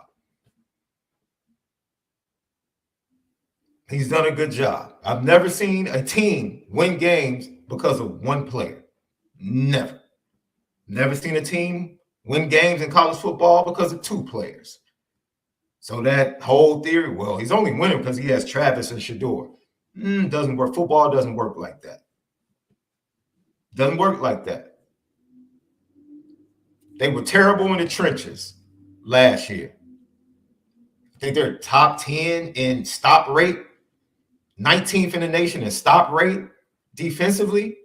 That's like, that has nothing to do with Shedeur. Absolutely nothing to do with Shedeur. That improvement defensively, getting off the field, absolutely nothing to do with Shedeur. That's a program coaching improvement. Give him credit. Give him credit. Give him credit. Improving on the offensive line. That's not Shedeur. That's recruiting and coaching. The next step is improving in the run game consistently and allow the run game for the next quarterback, because I get if the stories are correct and Keelan Russell is thinking about decommitting from Alabama and going to Colorado, you don't have to worry about the quarterback situation because it's going to be very similar to Shedeur because Keelan Russell is a dude. So just give him credit. Give him credit. I'll be honest. I think Sherrone Moore is doing a good job of coaching because the Michigan season could have gone off the rails. Flat out off the rails. Big win at home against USC, the loss to Illinois, which a lot of people might poo-poo in Ann Arbor. But, I mean, Illinois, that's a good team. That's a good team. They're a good team. Come back, Michigan State. I'm glad Khalil Mullins text TXND. I don't know what you disagree about. You have to be more specific. Because I've said a lot, just talking about the coaches that deserve credit.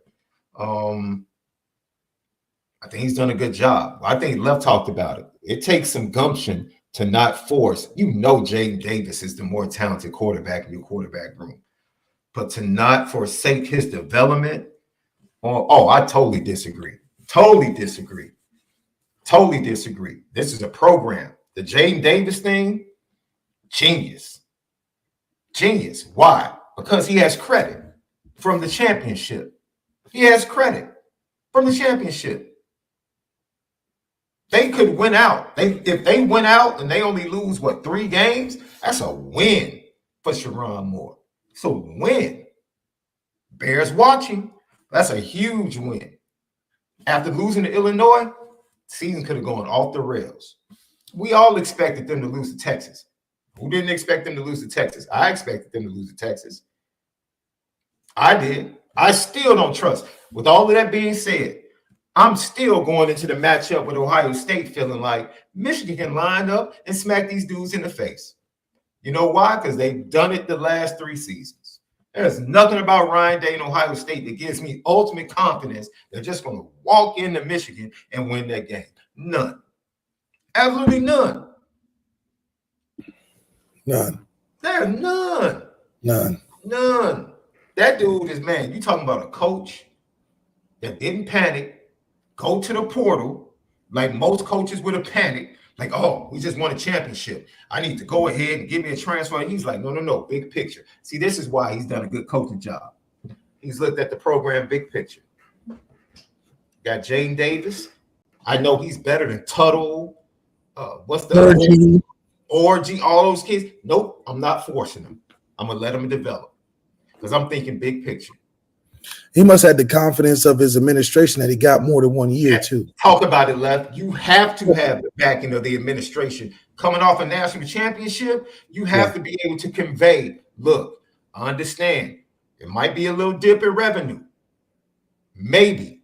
Might be a little dip. But we're going to have to allow this championship to carry us until the next year. At least a year, yeah.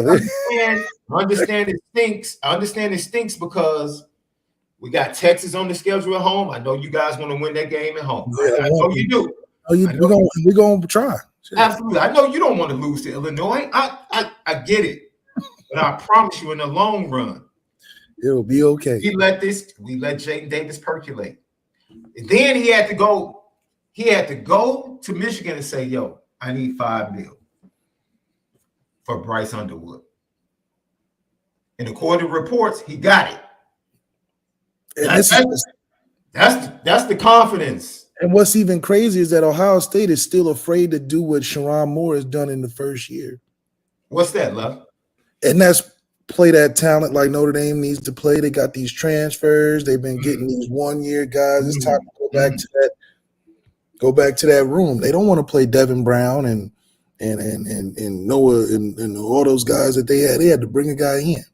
Mm-hmm.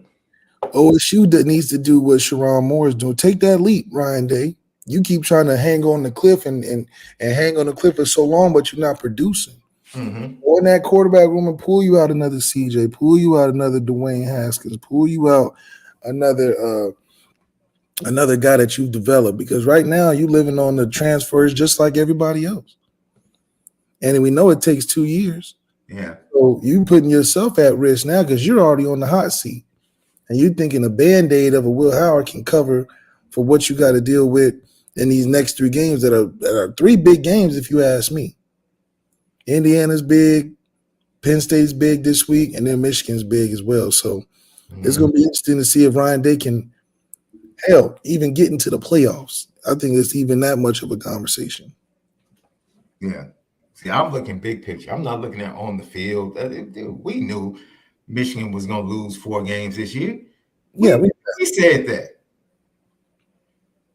But the way he's handled the big picture, because they could have gone to the portal and lost 4 games, and they could have done what they're doing. That's right. The big picture route and still lose 4 games. Yep. One route was the better choice. One was the better. And Ferron made the better choice as a head. That's why I tip my cap to him, because he didn't have to go that route. Because if they had gone and got a quarterback, they still going to lose 4 games. They still going to lose 4. Yep. It was just built that way. Yep. Still going to lose 4 games. So it is. Maybe not the Illinois game with a better quarterback, but You're probably right, because I don't know. Look, that's why I said Brett Bielema needs to be looked at for coach of the year, because the games he's winning with Luke Altmaier, that dude is huff. Yeah. He is huffy like the BMX bikes back in the day. He is huffy. Now what games are y'all finishing with? Because y'all got Northwestern left. Northwestern is always the last game of the year. Yep. Battle of Chicago. They always play down in Northwestern all the time. Really? All Maybe the not. This year y'all should have some faith, stronger faith. I would love to have stronger faith, Left. Would love to. Luke Altmaier is asking for it, man. They play the Minnesota matchup is going to be tough this weekend. Man, Minnesota's been a tough game. That young quarterback they have, he's developed. It's not bad, yeah. He's not bad. I like that kid. Minnesota's tough, but they're not relevant, which is crazy. Kid. Yeah, they're tough but not relevant, which is an interesting space where a team is doing well to go into. So they finished with Minnesota, Michigan State at home, which is a tough game. Michigan State's going to be tough next year. Is that the crib though? Is that the crib though? We're catching them. Michigan State, is they still a year away? Yeah, that's what I'm saying. They quarterback is still a year away. If he could take some big leaps, they'll be a problem. There'll be a problem. It's going to be a problem next year. Then we play Rutgers and then Northwestern. So it's not really, it's doable. It's definitely doable. They beat, it's at home. They get Minnesota at home. That's huge. That's, another one. That's huge. They get Minnesota at home. Finish the season 3-0. They might, not make the playoffs, but they get a good bowl game, right? Dude, are they still doing bowl games? Yes. Bro, if Brett Bielema goes 9-3 with Luke Altmaier, that dude, they might make that dude the mayor of Champaign. So they really gonna build a statue damn near you go 9-3. Yeah, and people know how bad Luke Altmaier is, how limiting he is.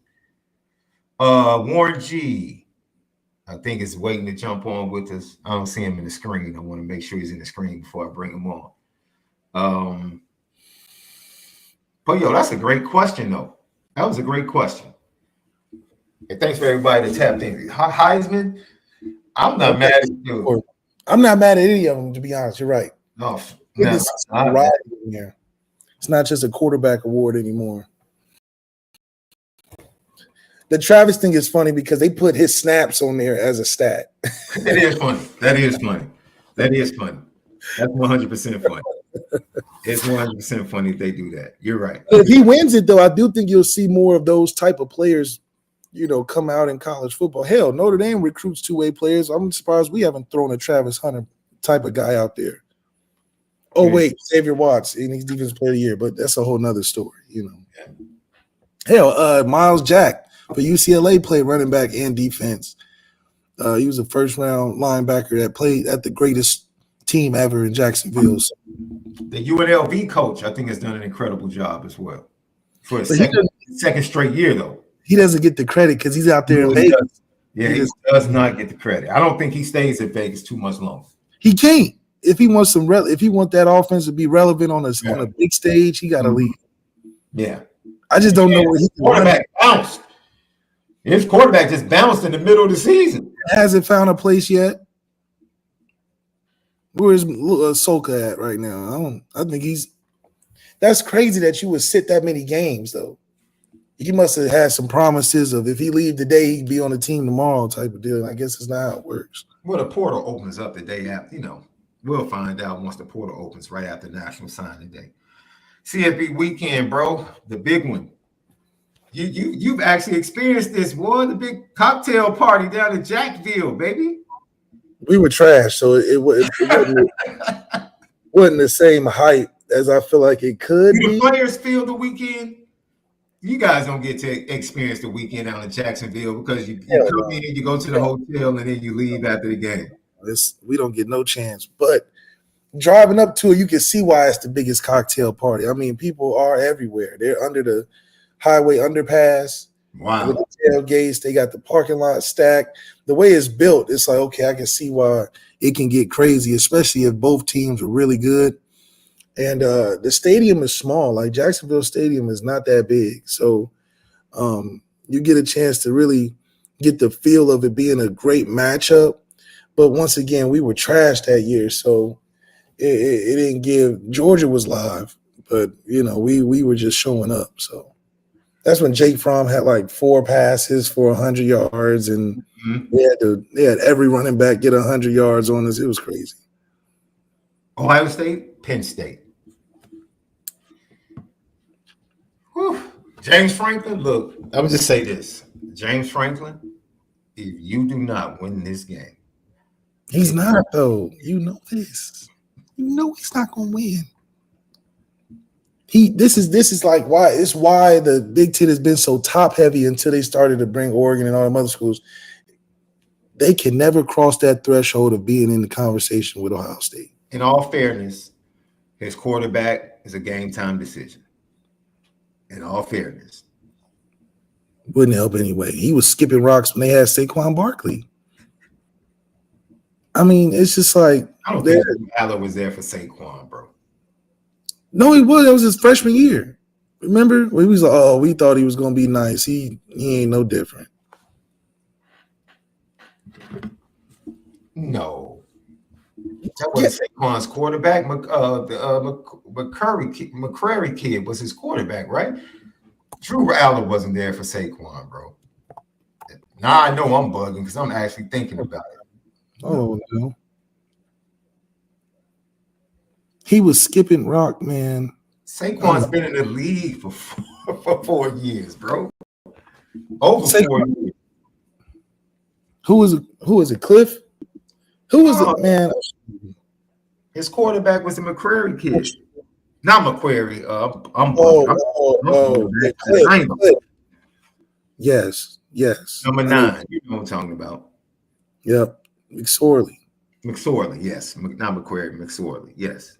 They didn't win with McSorley. Yeah. Crazy. So look. Laura played it against Chase Young. That's what it was. It was the Chase Young game where he was like, oh, you're definitely taking Ohio State in this matchup. Oh, 1,000%. I don't even want to watch the game. I'm just checking the highlights and being like, be honest, I do think it's going to be a boring game. I absolutely super boring. Boring. Minimal offense. It'll be close because it's minimal offense, and then it gets to the end, and you're like, okay. Oh, yeah. And it sucks because James Franklin is like cemented his spot as a secondary top tier team to Michigan, Ohio State in the Big Ten, and Oregon now. See the Oregon in there, and they're fine with it though. It's to the point where it becomes normalized. Like it is normalized. Yeah, that's what we are. Seriously, their big games are like Iowa, Nebraska, Purdue. Those are the games that Penn State fools everybody with. It's like, oh, we might be something this year. They can get after that offensive line from Ohio State, though. Yeah, they got their third tackle that moved the guard or something like that. Yeah, so we'll see. And then again, they got Will Howard, who's also middle of the road. See, let me tell you why. I don't think they have the wide receivers to go at the Ohio State secondary like Oregon did. And dude, Caleb Downs, they have too many athletes to take that tight end away. Like if you're just gonna come out and just every third down look at the tight end, nah. That's right. I agree with that. They're gonna take him away. I think that's definitely possible. They're definitely gonna take him away. And then what do you do? We got another super chat from my boy Jay Lamont. Duke covers at Miami. It's a 20-point favorite. Sheesh.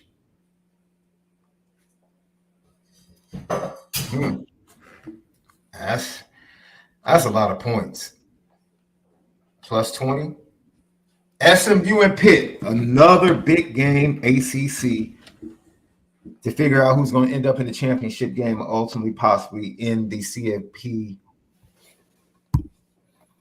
I saw SMU play twice this year. And they got a lot of talent, but they don't have that de facto, who's going to win the game for them. But they got skill. Remember, they put it on Louisville. Yes, they did. I also saw them against, who was that? BYU early in the season. Their only loss, I believe. And BYU was just more physical. Yes, they lost 18-15, 16-15, 18-15 in BYU. BYU was just a more physical team and gave their offense trouble. Pat Narduzzi's team is tough-minded. Similarly, tough-minded. So the physicality Like his defense plays the exact same way, bro, as they did at Michigan State when he was there. He's just like, he loves kids that can cover. He loves defensive backs that can go bump and run, bail man to man, and he's gonna come at you. I felt, man, he didn't let up on Cal McCord, bro. Oh, yeah. He just kept coming. Snap after snap after snap. Just wouldn't leave the poor kid alone. You know how you just Jones on somebody in the, in the schoolyard, and everybody's laughing, and you just don't let up. You could let up because you've won. Like you've already won, but it's like, nah, now I just have to embarrass you. It's at SMU though. Yeah.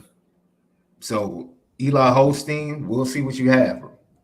We'll see. We're going to see who you really are. Get tested for sure. They'll get tested in this matchup. All right. That'll be good to see. Definitely going to be good to see. Louisville, Clemson. Cade Klubnik. Let's go ahead and close this ACC out. Make a playoff run with Dabo. Dabo's invested time, his job, and everything else to get you to where you should be. I mean, you may not be a Deshaun or a Trevor, but you've got enough opportunities to be better than DJ. So now it's just a matter of he ain't better than Kelly Bryant, in my opinion, but still, I think it's a good chance for Louisville, who has always been a great competition for other top teams. Tyler Shuck will be in the NFL for sure, or at least in the NFL Combine. He's got a good resume.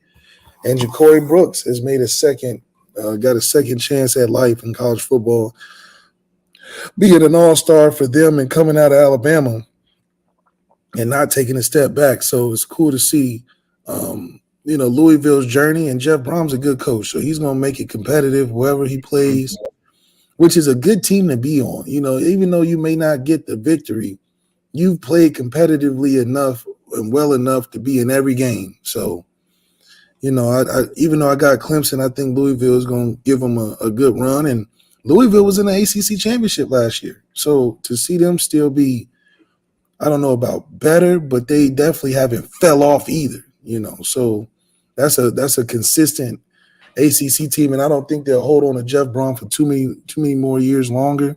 Yeah, I think he'll get some bigger opportunities, but still, like, for what he's been able to do with that program is similar to what Deion's been able to do with Colorado. Yeah. Now, my sneaky pick of the week, both Big Ten matchups. I had to choose one of the two. I almost, just because of brand bias, I almost went to Ann Arbor for my sneaky pick. But I'm going to go down the road just a little bit, further east to East Lansing. Indiana at Michigan State.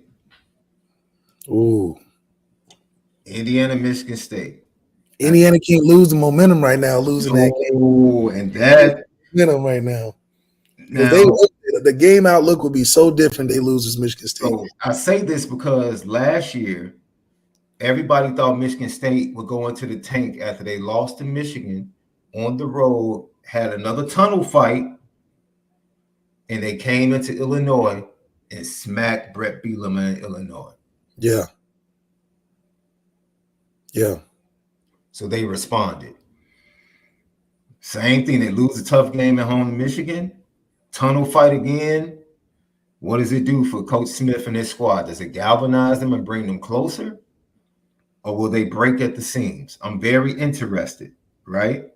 This is going to come down to the start for me. If Indiana comes in and takes care of business, I think they pull away. If they come out and take care of business, they come away with the dub. If they let Michigan State stay in this game,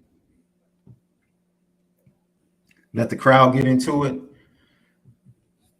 because we know what's on the horizon for Indiana. We know Michigan and Ohio State back-to-back weeks, bro. This the next 3 games. This is it. Michigan State, Michigan, Ohio State. This is Indiana season right here. In the season right here. All that 7 wins Don't matter. Don't matter. This is it right here. Because you Which played direction do they go? Purdue. They played Purdue the last week. That's a scrimmage. Yeah, that's the consolation prize. It's like, okay, who cares? If y'all didn't do these first 2 games, and Michigan State, Michigan, Ohio State. And this is because just 5 years ago, remember Indiana was buzzing? Same situation with Michael Penix. Went up against Ohio State late in the season with a chance to win the Big Ten title and couldn't get it done on the road at Ohio State. So Indiana has been here before as a program. That's what I was talking about. Like other coaches have been here before. Kevin Wilson. Same opportunity at Indiana. You can build a winning program in Indiana. Like we've seen that. Until you play the Monsters. Now the Monsters are a totally different deal. I think getting Michigan State a year before they're really going to be something to deal with. Michigan,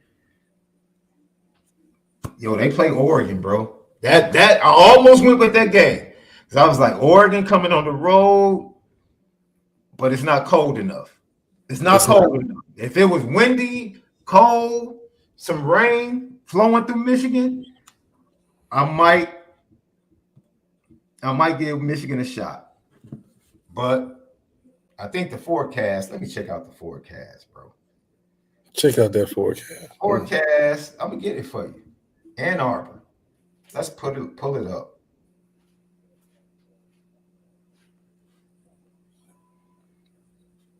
Ann Arbor, Michigan, 2:30 Saturday. 57 and sunshine, bro. I don't think that's enough. It's not enough. I don't think that's enough, ladies and gentlemen. I think Oregon gets the job done. So I'm going to go with my sneaky game to watch. Michigan State, Indiana should be a good one. Goes into the fourth quarter. Indiana, for the next 3 games, they get their opportunity. This is their big stage to prove whether or not they belong in the college football playoffs. Great show, Left. Yes, sir. All right. So, nothing to talk about this weekend. Everybody have a fantastic weekend. Eternal blessings and favor. Stay safe out there. Love on your people. And do your civic duty next week. We'll see you guys on Monday for another edition of the Lefty podcast. For Left, SD, 2 mics. No matter what, make sure you continue to spin it different. Enjoy your high school playoffs in your local spots as well.